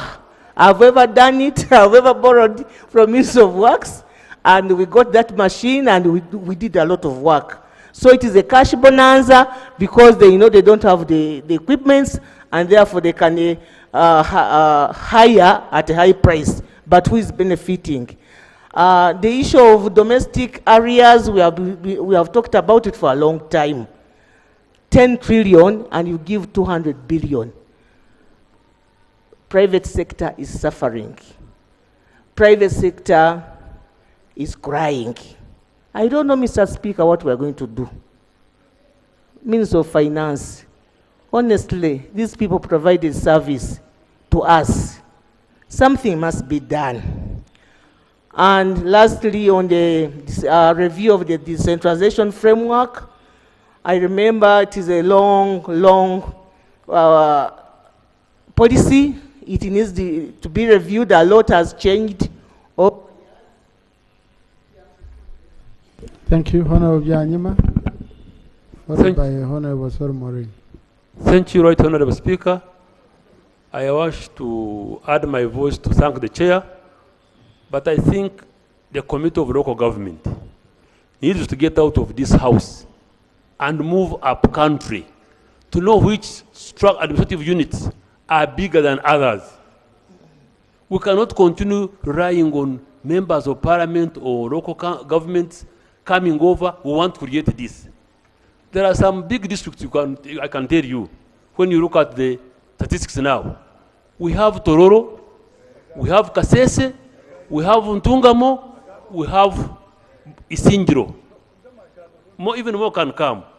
Because when now you get 1 billion shillings, you give it one of these young districts that has about 4 sub-counties or 8, you find that there is one which has about 38 in Tororo or 40, many others. It's high time that we must be given money equitably so that people can have services. It is true we have had now 2 rounds so far. We should actually look at the district. Instead of creating more, we would rather give people 2 units or 3 units, or give them 3 billion instead of 1 billion so that we can move. For road fund, don't lament. Members, colleagues, don't lament. You killed road fund here when we were all seeing. I told you. I warned you. I said road maintenance is very key in this country. When you look at now county in Kampala, you're having floods. Why are you having floods? It's because you used to have a department for cleaning all these drainages. You killed it. Here we are lamenting. We cannot, people, we had these agencies after we sort out, arguments. But now all of a sudden one person comes and says, wipe them out. We all accepted. So let's bear the suffering. We shall go through it, but I appeal to local government committee to go out and look at some of these administrative units so that we can have the size of each, almost not lamenting. I thank you. Thank you. Yes, Honorable Sir Maureen, Honorable Christine Kumi. Thank you very much, Right Honorable Speaker. Allow me to thank the chair of this committee and your members for having considered the cities and municipalities that do not have road equipment units. And at least Arua City will smile. Finally, it's what we have been battling with. Secondly, Right Honorable Speaker, my concern will be about the local revenue collection by all local governments in this country. We all know that there are complaints everywhere. Our local governments in this country, if you are to move to their councils, they are always complaining about sending local revenue to the consolidated fund. And yet sometimes they will have a big issue and they will want to use their money within the local governments. But unfortunately, the Public Finance Management Act does not permit local governments to use money at source. And I want to request the Honorable Minister that at least you bring this act such that we can amend it. Because it's what we have been battling with. A city like Arua will be collecting a lot of revenue. And then after we send it to the consolidated fund, it is very hard for us to get this money back. We are battling there, yet we are giving a lot of money to the consolidated fund. So why don't we amend the Public Finance Management Act in order to cater for that? That is the observation I made, and I want to request, Chair, that your committee is doing very well, especially on the issues of that one of the city, the road equipment. I think I will sleep well because of that today. Yes. Thank you so much. Then followed by Honorable Sowedi Kitanywa. Thank you so much, Right Honorable Speaker. Kagwera, then Nyanzi. I want to appreciate the chairperson and members of the committee for a very detailed report. Mr. Speaker, allow me begin with the issue of administrative units. Even as we are aware that there is a ban on creation of more administrative units, Mr. Speaker, we still have villages and parishes that are too big, and they have been complaining, especially on the impact of PDM. Like in my district, I have Kajamaka village and parish. It's like a sub-county. I have Kalapata in Ngero. It is like a sub-county. So my plea is that in the budget of 2025-2026, there should be a provision to cater for those very big parishes. Number two, Mr. Speaker, it's not the first time that the Committee of Public Service and Local Government is coming up with a recommendation to provide 2 billion for review of decentralization. Actually, when you look at what is on the ground at the moment, decentralization is thinning. People are not so much understanding on its impact. I want to plead with the Minister of Finance this time that this 2 billion is provided so that government can have another clear way forward on what should follow after this policy. And then, Mr. Speaker, for purposes of updating the public, the chairperson will give us an assurance, a clarification on consideration of honoraria for all councillors at sub-county and district level. Because it has been an issue that we summarize areas to be provided, but every other time we are not giving this little money. Can we have that clarification so that the councillors can have hope?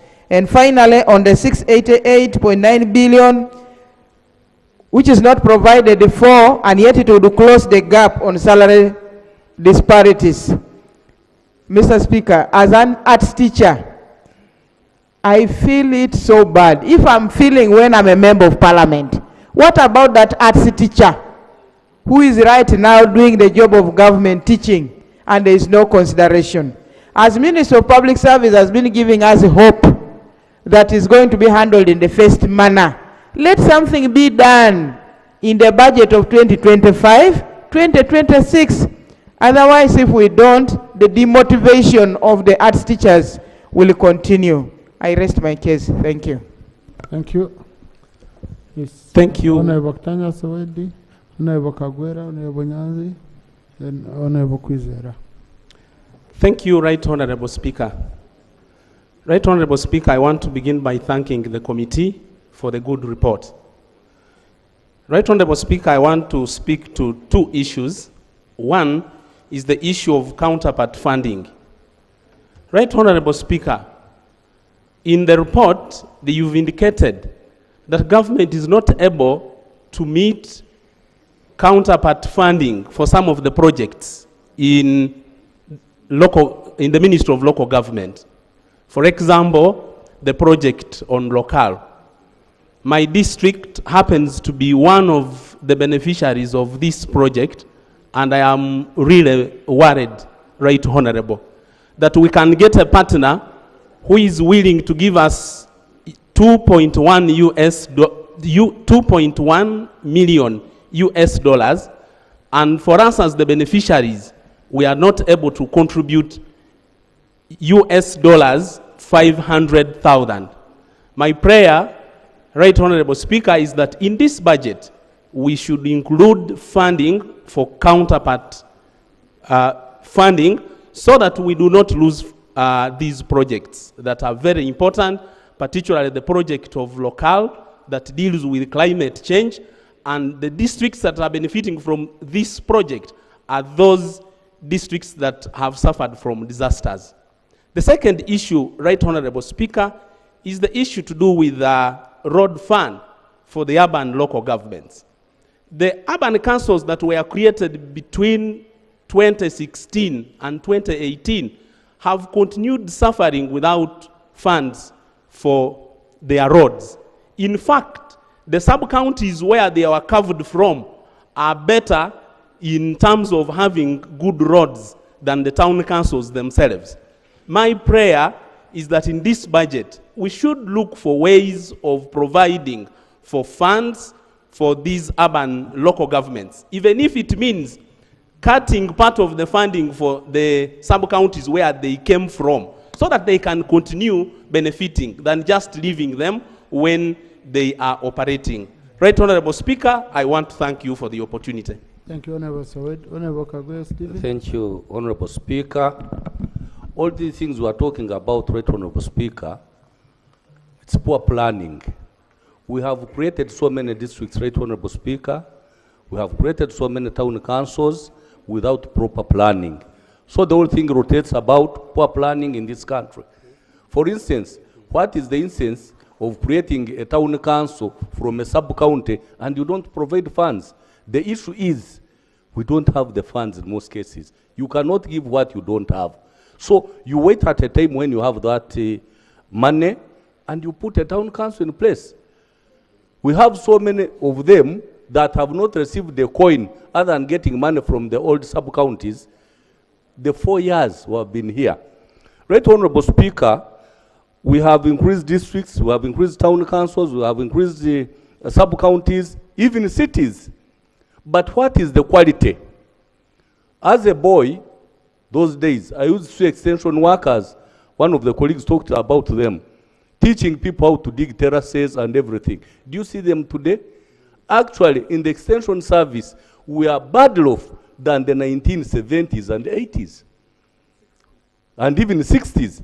So really, the planning in this country is wanting, and Right Honorable Speaker, as Parliament, we should put a stand and say no. Because asking for a district is not mandatory that you get it. There is a procedure. This is why Honorable Byanyuma said that there are bigger districts, there are smaller ones. Why? We don't consider population, we don't consider size. Someone wakes up and says, for me, I'm going to eat a rat if you don't give me a district. And at times in the presence of the president or another important person in this country. And the following day, there is a consideration. So when we come here and start crying, really this is where some of us are getting even tired and saying, what are we doing?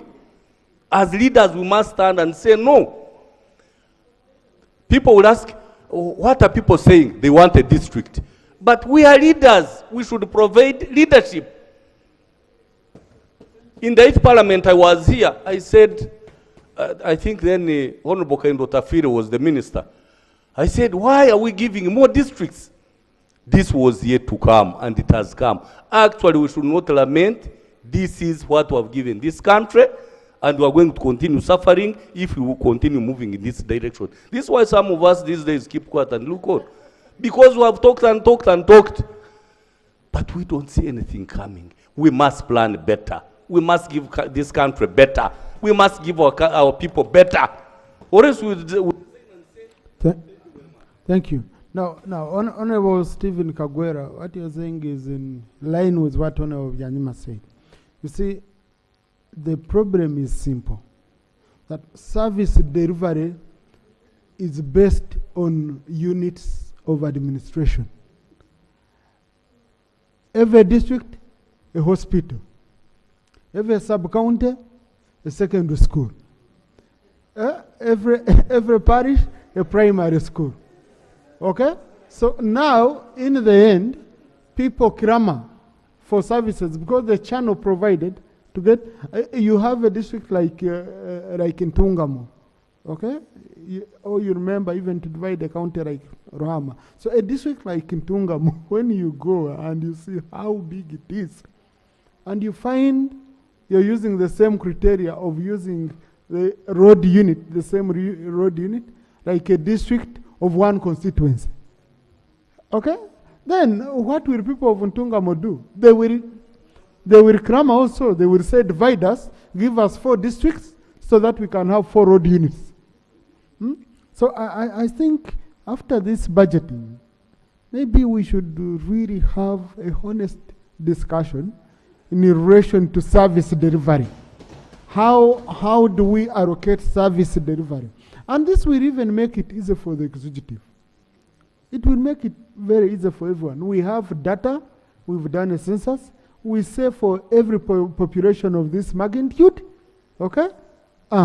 Every geographical area of this magnitude, a road unit. Okay? I think that will be the only solution. And it's high time we really put our heads together and we discussed it openly. Whereas service delivery in this country will remain really down. Yes, I had allowed Honorable Nyanzi, then Honorable Kwizera. Thank you. Thank you, Mr. Take this one. Thank you, Mr. Speaker. Mr. Speaker, I want to thank the chair and the committee members for the report. And I can say I associate myself with most of the recommendations, but I have 2 pickups, Right Honorable. One, about the national oilseed roads.